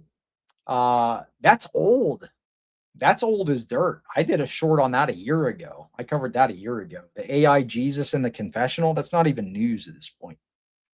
That's over a year old. So that's kind of old news. All right. I think the Roman church might be pagan. I think that church might be pagan. That's going to send you straight to hell, amen. Next Hallow app book recommendation. Alexander Solzhenitsyn's 200 Years Together. Congrats on the 2% of people who get that joke. Anti-Catholic text. 10 out of 10 chat goal. Let's get it, chat. Let's go. Ladies and gentlemen, we got him. How about Sabaton Last Stand Mass? Dude, the metal mass. You know, I gotta say, I do like some of the evangelical like punk bands. For instance, like Firehead by Dogwood. That is a banger song. Suffer, that was a good song by them. There are some really good old evangelical punk bands, evangelical rock bands, and things like that. I really like Dogwood. They're a good band. Sabaton has some bangers.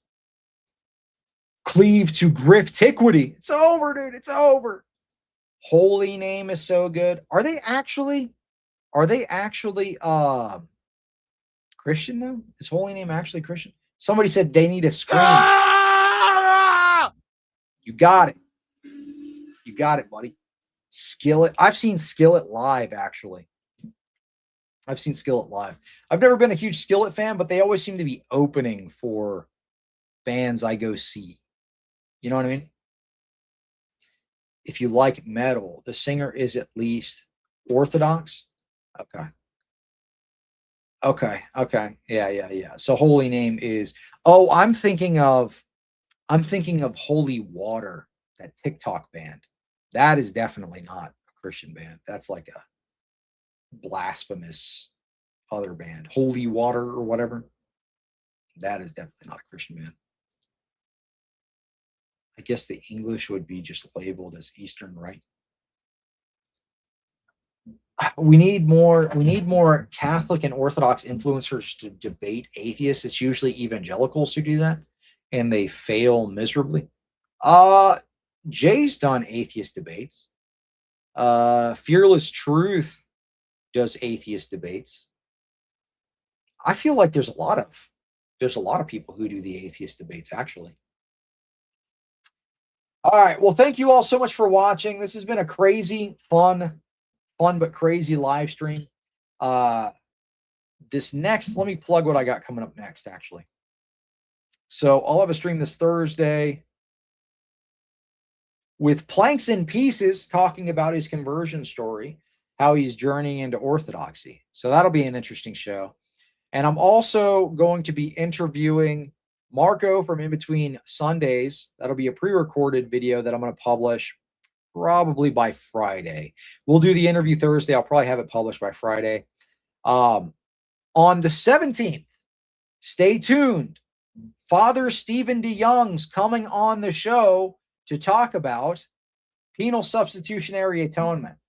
So that'll be on the 17th. That's next Tuesday. So keep that in your calendar. Father Stephen DeYoung coming back on the show, and we're going to be debunking PSA. So that'll be a good show. I'm sure that's going to get some people riled up.